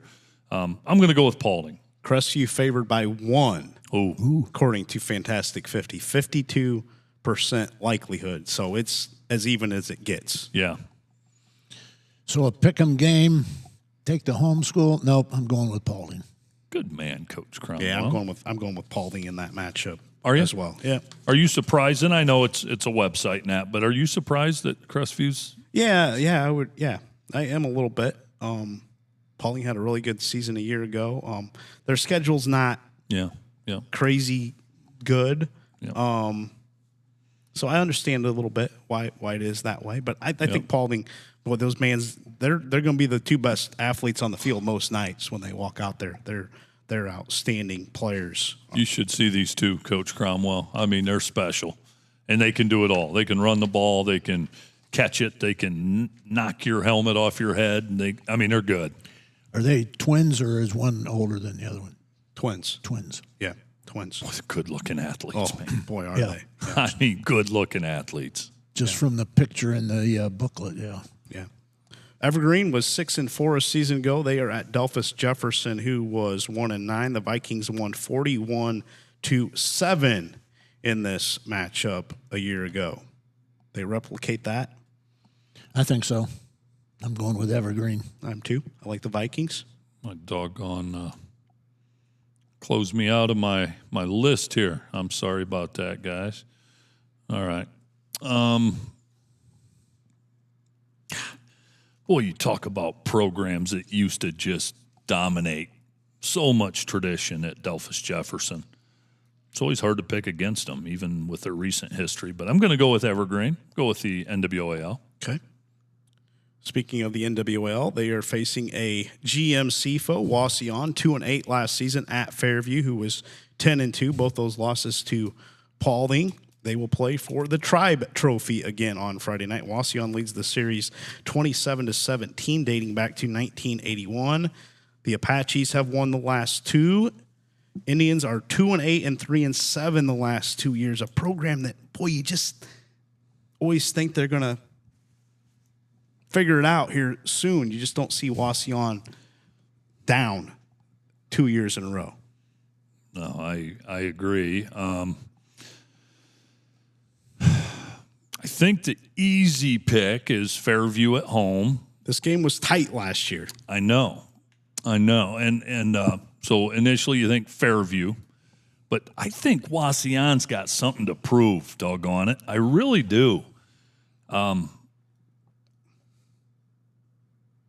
Coach Cooper on staff there at Fairview with Coach Rakes at home. I've got to go with Fairview, but I wouldn't be a bit surprised if Wauseon sneaks up and bites them. I'm going with the Apaches over the Indians. Okay. Yeah, I'm going with Fairview too. I think Coach Coop adds another dimension to that offense. He always had something up his sleeve. Yep. The previous places he was at. If Coach Rakes will turn him loose. Coach Rakes might trump him, though, on some of his decisions. I think he will, but we all know how much respect Coach Rakes has for him. And, yeah, Coach Cooper, one of the great game planners. What an asset to have on staff. No Will Zedike this year. I know. For Coach Coop. Talk about a and veteran. Coach Rakes. What a veteran to lose. He was one of those great quarterbacks that Fairview has had over the years. Don't know the QB situation at Fairview. We don't get depth charts and all that stuff at the high school level, but that's going to be tough to replace. Logan Olinger, and they have a lot of linemen back to Fairview this season. That's always been at times that's kind of plagued them a little bit. It did in the losses to Paulding a year ago. If they can get that line figured out, and they're going to be right there again. I think so, too. Yeah. I think so, too. You look at Wauseon. I mean, they open at Fairview, great rivalry, and then they have Bellevue, Eastwood, and then week 5, Patrick Henry. So schedule maker not doing the Indians any favors. No, absolutely not. Okay, Tory, we got the next game all set now. Got you, buddy. Brookville and Parkway. Who do you have next? I have Milan Edison at Patrick Henry, Coach Cromwell. Milan Edison 7-4 a year ago. Patrick Henry 8-3. First meeting ever. The final season for Bill Inselman.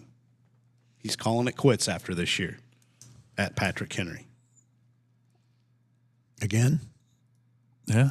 He did it once before. That's true. But I think this time he'll be, Yeah. I think he's shutting it down. Robin's not going to let him return. I quit once, too, and came back. Did you? I'm going with Patrick Henry. Yeah, I like that pick, Coach. It isn't going to be easy. But, boy, Bill Inselman's one of those guys that if you're facing him for the first time, I don't care how much film you watch, he's a hard guy to beat if you have faced him multiple times. But he'll have some tricks up his sleeve, and he's got a returning quarterback. He's got a couple of really nice linemen there and a couple of guys on the flanks that can make plays. I like the Patriots at home. Yeah, I like PH2. Boy, their receivers are huge. Yeah. They got some big dudes out there. See how they do. Yeah, we'll see. Tristan Rosebrook, a nice, fine quarterback for them. They'll throw it around. I think the passing game will be probably a little bit ahead of the running game again for PH this season. Yep, I do too. They scrimmaged Otsego. That was a tough test for the Patriots, right? Yeah. And then Edgerton, I believe, was their second scrimmage. Yeah. They have Columbus Grove here in a couple weeks, so you got to stack some wins here early on in this non-conference season if you want to put them in the win column. Going to take our final break. Come back, talk about Tenora at Liberty Center, Eastwood at Kenton, Lake and Hopewell, Loudon, Liberty, Benton, OG, Bowser at Seago, Brian Van Ort, and Elida Rogers to round out our Week 1 slate.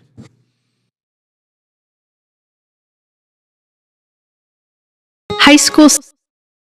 Attention high school seniors. Are you ready to build your future? Join the Gherkin Companies, a leader in road construction and material supply. Whether you're a hands-on person or love working behind the scenes, we have a place for you.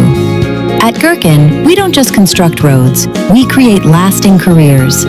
Enjoy outstanding benefits, ongoing training, and a workplace that feels like family. Visit gherkincompanies.com/careers and start shaping your future today. The biggest wins don't happen by accident. They happen because of the team behind them. At Swanton Welding, we know what it takes to bring big ideas to life. With decades of experience in structural steel and custom metal fabrication, our team has the skills and capabilities to deliver. Metal is what we fabricate. Confidence is what we deliver. Swanton Welding.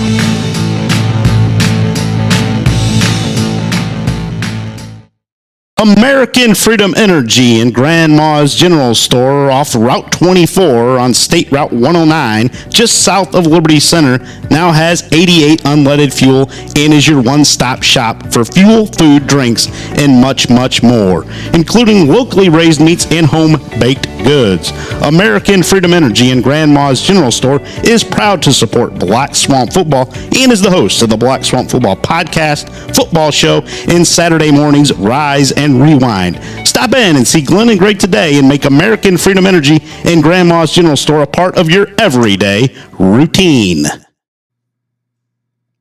Welcome back to the Black Swamp Football Podcast presented by the Gherkin Companies, also hosted here at American Freedom Energy and Grandma's General Store. And also a thank you to our good friend Normie Zeider at the Swanton Welding Company, who's title sponsor of Rise and Rewind and pretty much a partial sponsor, big sponsor on everything else we do. Can't thank them enough, and can't thank Glenn and Greg Badenhop enough here at American Freedom Energy for their continued support. And they are gracious hosts, and you can see we got a new studio that Glenn was hard at work building about a month ago. Yeah, we told Coach Cromwell that we built it just for him for tonight. Coach, did we he were believe? joking. Did he believe that? I wonder if he believed that. I think we had the hook in his mouth. Coach, sorry, it wasn't just for you. Oh, it looks very nice. That's nice. Great job, Hopper. Yeah, we're excited to be here, and I can't thank American Freedom Energy enough for their continued support. Week 1, they have a tailgate here. They only have 4 home games of the Tigers this season due to how the schedule is here in Liberty Center. The Toledo Chuck Wagon will be here on Friday night. What time do you start the tailgate? 4, Glenn Badenhop says on Friday night. Toledo Chuck Wagon. My wife always comes for something from the Toledo Chuck Wagon. I can't think what it is. Wasn't like grilled cheese, some type I think of it grilled is. cheese, was it? Do they have grilled cheese? Is that their mash burger too? I may make her come out here and get me a smash burger. Yeah. And she can get her sandwich as well. But always a great night. Millie's Wings will be here for the Evergreen game. That is week 4. You got Liberty's schedule up there, right, Coach? I don't. Give you the rundown of their tailgates this season. October 2nd is Millie's for the Evergreen game. Iker's Subs will be here for the Archbold game, and I think they're still looking for a food truck for their other tailgate coming up. Aren't there close enough games that they still tailgate here and go to the away game? Why don't you, Hopper? That's a great idea. It'd be full, Coach Cromwell. Yeah, it would. Yeah. They post game here, I can tell you that. Sometimes they stay up late, Coach. They stay up late. They're usually still here when we roll in at 8:30 for Rise and Rewind. The guys are sold.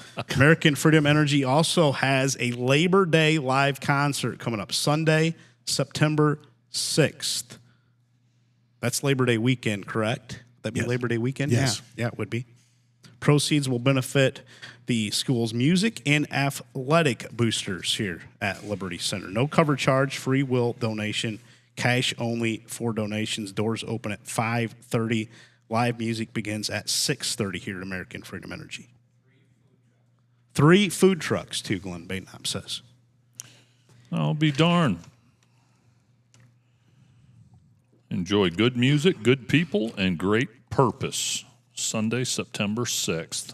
Probably opening day of the NFL season, too? No. Next week? NFL starts a week after that? I believe so, yeah. This guy knows. Boy, he can't. He's probably. I always enjoy when his wife posts his football schedule. Hopper, you've never done anything like this before, have you? Jeremy Babcock. Okay. I'll be darned. What type of music do they play? Is it? Am I going to be able to understand any of the words or not? Or is it just going to be screeching guitars? Okay. I'll be darned. No, can't stump this guy. NFL doesn't start till September 9th. Thursday. Or Thursday. Yeah. Wednesday. No, that's a Wednesday. Or is that a isn't it? Wednesday? Yeah. I think it's a Wednesday. The normal Sunday is September 13th. So you're not going to miss any NFL on Sunday, September 6th. There's probably some college football games on, though, that weekend. You gonna miss your football and come and watch some music, Coach? Probably not. Hard rock, Coach. Hard rock. My wife and I started watching the documentary of Led Zeppelin last night. Yeah. Well, football season's almost back, so you can watch that. Yeah, there was no Indians game last night or nothing else, so I watched some of the Led Zeppelin. Wasn't sure any of the music I knew, even though that was back in my day. But how late you stay up at night, Coach, on a normal weeknight? 10 or 11, depending on what's on. Or I'll be darned. Finish the night with PTI. Yeah. You watch that? Pardon the interruption. Yeah. Yeah. I haven't for a while, but I used to never miss it. Right. I didn't even know it was still on, to be quite honest with you. I used to record it, and then she falls asleep, and I finish the night off with that. Sounds like my mom and dad. Liberty Center hosting Tenora on Friday night here in Liberty Center at Kip Kern Field and Rex Lindgren Stadium. Final meeting for these two programs after opening the season against each other since. Do you know the year, Coach? Lynn, I played in the very first game. Did you? I did. 1991, my junior season. It was at Tenora. And then my senior year, we played them at home. And it's crazy that it's been that long. Yeah. And it's a shame to see it come to an end. And I know times change. I get it. I'm not questioning anything. But, I always look forward to that. There were some dandies over the years. The orange and black have dominated this game. 28-6 is their series record in this matchup. How many? I know we won my first two. How many did Liberty win before Tenor even won one? That's a good question. I want to say, and we can look this up, I want to say it was like 15, or Liberty maybe won 14 of the first 15, or maybe even, it was crazy how many Liberty won before. I can tell you. I'd like to know. Well, didn't win in 93 because that was the year Liberty went. They lost to Wauseon and Steubenville Catholic Central. Well, in the regular season, I'm saying. Let's see, Tenora. Take me a minute if you guys want to give me your picks. Yeah, so I'm gonna. We'll go with the Liberty Center Tigers, especially at Kip Kern Field. Tenor's got some nice athletes. I mean, they've got a nice quarterback that we've seen the last couple of years. Lieb is an outstanding, versatile athlete. Rep Logal can tote the rock. The Rambos, boy, they don't take a backseat to anybody in non-league season. But they're going to be up against a charged-up Tiger team and a fan base that's rabid. And I like the LC Tigers to roll. Question's going to be, how long can Tenora hang in there? Tenora won their first against Liberty Center in 1995. Okay. Which I think was maybe a playoff year for the Rams. I think they had a pretty good team that year. They did. That was the year they lost to Woodmore in the first round. Okay. That was their first playoff team. Okay. In 95. Okay. And what's the series record, did you say? The series record is 28-6 LC. Okay. LC. Yeah, I like the Tigers too. They're going to be tough to handle this season. Got some tough news in the preseason. The loss of Baxter Barrett, who we wish him the best, as he's going to be lost for his senior season. That's boy, just makes you sick when that happens to a senior player. He's going to be a big part of that offense too, and they lost him, but they'll be okay. Jackson Lonazak and Garrison Cruz back there. Yeah, Jackson Lonazak going to be in the backfield, running a little bit more for the Tigers this season, and they can throw it as well. And you know the defense will be good, and they may not get tested until week 10 in Archbold. Yeah, I mean, that's just the reality. I mean, they reload, and, you know, you mentioned Baxter Barrett, and I have nothing to add, just heart-wrenching. But when we had him on our preseason show and asked him who the baddest that's dude, who they said. toughest dude on the team was, and this includes Garrison Cruz sitting here. Yeah. They said Baxter Barrett. So. And the guy going to Ohio State, too. Yeah, there you go. Kellen was here, too. Yeah. That's tough news for them. They'll have somebody step up and try to fill those shoes and make another run to Canton probably this season. Will the Tigers? Eastwood 8-3. They are at Kenton, who was 1-9. Eastwood won a year ago, 40-21 and 38-35 in 2024.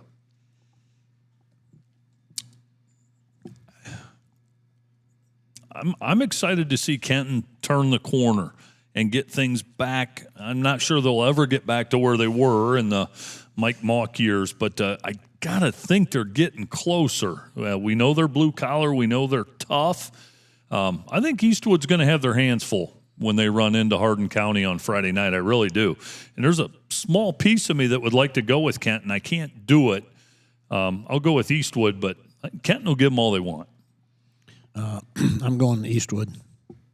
Yeah, I got to go with Sam Cotterman and Eastwood, too, until Kenton shows me a little bit more. 1-9, 40-21 a year ago. I think it'll be a good game, but I'm waiting to see it. Mm-hmm. They got to do it before I'll start believing. You know, to diverse a little bit, the gentleman the military article you wrote up, I don't know if you've seen it, but the Eastwood head basketball coach is getting deployed. True. In October. Oh my goodness! So it was a nice article, and I think in the Blade, and talking about that he knew this could happen sometime, and so his assistant is going to take over. And actually, his assistant is also the offensive coordinator on the football team. Drew Sims. Drew Sims. Yeah. So he's going to be the head. And he's only, 23, 24 years old? Yeah. That's good you mentioned that, Coach. In the article said that he always talks to his players about sacrifice, and now he's going to model that. So that's worth mentioning. Very good. Wow. Yeah, good stuff there.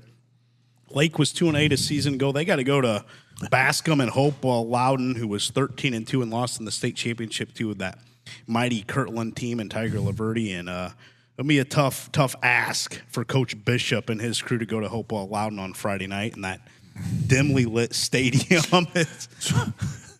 I was just going to say, the Lake fans, you can help your flyers out. Wear those like coal miner hats, helmets that have the lights on them, or the coon dog hunting, lights. You're going to need it. It is dimly lit, and Hopewell Loudon makes you pay too. It's early in the year, Lucky, so they won't have to play the whole game in the dark. They'll just have to play, a little bit of the second half in the darkness. But my goodness, it was spooky there last year when you walk out on that field.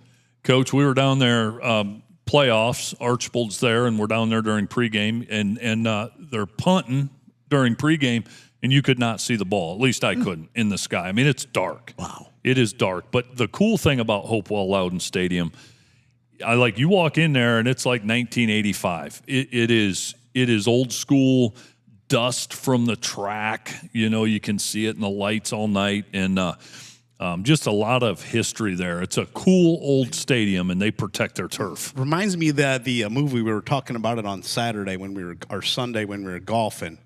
Tom Cruise. All the right moves. Yeah. Just you feel like you're in a coal town or something. Yeah, no, you do. You do. Dark and down in, and I think the visiting team or maybe both teams have to walk across the road to get to the field, don't they too? Yeah, they do. I forgot about that part. Locker rooms are across the road there, and it's an interesting setup. Yeah, they weren't real gracious hosts when the Blue Streaks came to town last year. Boy, they had some nasty dudes. Some of those boy. linemen. I think they have a lot of their skill guys back from a year ago, and that'll be a tough game for to Lake to walk in there and compete with the Chieftains. Brian Colatrillo. Talk about great football minds. He's right up there. So give me Hopewell Loudon in that matchup. Yeah, give me Hopewell too, in case I didn't say it yet. Yep. Same here. Liberty Benton is at Ottawa Glandorf. That great Liberty Benton team a year ago just got shredded by graduation. Connor Barbara is back at quarterback. Otherwise, boy, Liberty Benton doesn't have a whole lot back. Ottawa Glandorf, new head coach Ben Kaufman this season. Good. It'd be like to see OG back to OG, the Ken Schreiner days when they were really, really good. I'm a big Barbara fan at Liberty Benton, and he'll be a great engineer, especially with a young rebuilt roster. He'll be a great field general for him. I can't believe I'm going to do this, but I'm going to go with the Ottawa Glandorf Titans at home. I just feel like their fortunes have to change, and I could be wrong, but give me the Titans at home. Oh. No. Liberty Benton. I respect it, Coach. I respect it. I'm going OG too. I like it, Lynn. Going OG too. I think Liberty Benton, man, they just lost way too much. New coach at OG, think he'll get them rejuvenated, and I think they'll be ready to roll on Friday night as LB comes to town. It's going to be interesting. Yeah. It's going to be a good game. That'll be an interesting game to see Saturday morning, how we're recapping that. I think it's going to be tight either way. I do too. LB's won 35-0 and 34-6 the last 2 years, but they don't have that same group playing for them this season. Bowser was 2-8 a season ago. They go to Otsego, who was 5-5. Craig and Jerry Rutherford, that outstanding junior class, is finally maturing. Kind of had their way, it sounded like, in their scrimmage with Patrick Henry. And again, can't take too much away from scrimmages, but hearing a lot of good things coming out of the Otsego camp this year. I am too, and I talked to Coach Inselman about that scrimmage, and he said, no, they're really, really good up front, and they execute very well, which doesn't surprise you, as you mentioned, Coach Jerry and Craig Rutherford. I like Otsego at home. They're going to just get better and better throughout the year. Coach Rutherford's third season as head coach, or is this 4? 3. 3. Because he took over for Linky. Yeah. There you go. Yeah, it's his third year. Okay. I don't think there's much decision about this one. Otsego is going to pick their score. I will go along with that. Brian 2-8 a season ago. They go to Van Wert and that great historic Eggers Stadium. The Cougars were 5-5. Van Wert has won the last 8 against the Golden Bears, and they lead the all-time series 34-18-1. Cougars thinking maybe WBL championship. A lot of talk that they could be one of the top teams in the Western Buckeye League, which is pretty open, kind of like the MAC this season. If you talk to the experts around Northwest Ohio, Brian should be better with Coach Staten this season as they get a year older. But boy, that's gonna be a tough place to play down at Van Wert on Friday night. Yeah, you talk about long-standing rivalries. Boy, these two have played each other for a while now. And Brian's going to have their hands full. There's no two ways about it. And I like Van Wert to roll at home. I will agree. I don't see Brian having much of a chance. I'll take Van Wert in that matchup as well. Going to round out week 1 with our picks. Elida, who was 4-6 this season ago, they're going to Toledo Rogers, who was 3-7. Elida is 3-0 all time against the Rogers Rams in series history.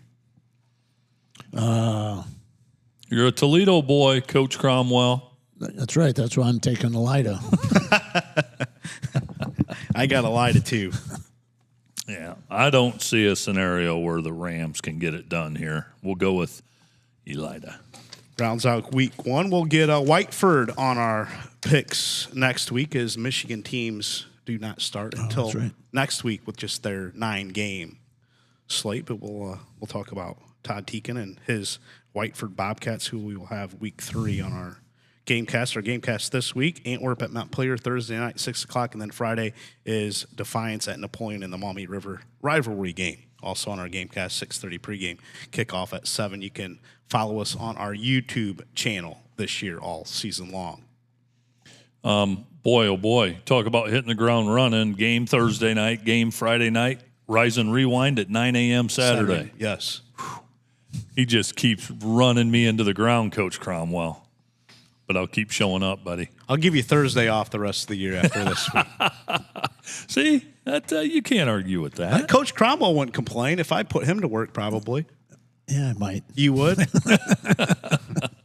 He's living the good life, He this is guy. living the good life. You do what you want to do, don't you? Rise and Rewind is on my deck, remember, with a cup of coffee. That's right. That's right. Now, you want to tap into me there, I'll be glad to, but I'm not driving down here by 8:30. Even though it's a 20-minute drive. Well, what time are you getting up? Oh, it's 7:30 or so. But You'd have plenty of time to get here. I got to have my coffee with my wife. We'll make coffee for you right here. I got to have coffee if with your my wife wife. will let you loose. With my wife. How do you argue that? Yeah. Keep her happy, Coach. Go out there and pick up some burgers and brats or something and make her even happier. She's a vegetarian. Oh, well, make yourself happy then. I will. I'm taking home some stuff. Yeah. Have you already picked yours out, or you? Tory was helping pick some stuff out for me. Yep, I got some beef and some brats. And I got to get your snack sticks, right? Yeah. D&H, right? And Van Loo. Oh my goodness. Those things are bad news for your cholesterol, but they're outstanding. You open a pack and they don't last long at my house. Thank you guys so much. Coach Cromwell, always an honor to have you here with us. Thank you for joining us. We appreciate it. Enjoy the football. Enjoy your grilling. I don't need to see all of your fancy grilling and you have that Mountain Dew in your hand out there at night when you're grilling. I don't need to see all that because then I'm jealous. Wait a minute. You sent me your Santa Maria new grill. It's we're upgrading a little bit this year. You have to make a stop out sometime. Be glad to have you. So how big is that thing? It's pretty big. It's I don't know. So you have a griddle and a there's a griddle on there and a grill. Yeah. Yep. Redoing our back patio, so it'll we'll put that to good use after Rise and Rewind on Saturdays. Good. You guys will have to stop out. You stop out, Coach Cromwell. We'll put you through your paces, buddy.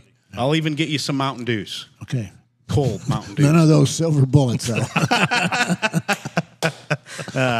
Thank you guys so much. Again, Thursday we have Montpelier and Antwerp on our Gamecast presented by the Gherkin Companies. Friday, our Gamecast presented by the Gherkin Companies too. Defiance at Napoleon. Saturday morning, Rise and Rewind. Podcast every Monday except Labor Day weekend. It'll be released on Tuesday night around, sometimes you never know how YouTube is working, but usually should be up by 9, 10 o'clock on those nights. Thank you guys so much. We're off and running week 1 of the high school football season. Have a great week, everybody. Enjoy week 1 of the high school football campaign.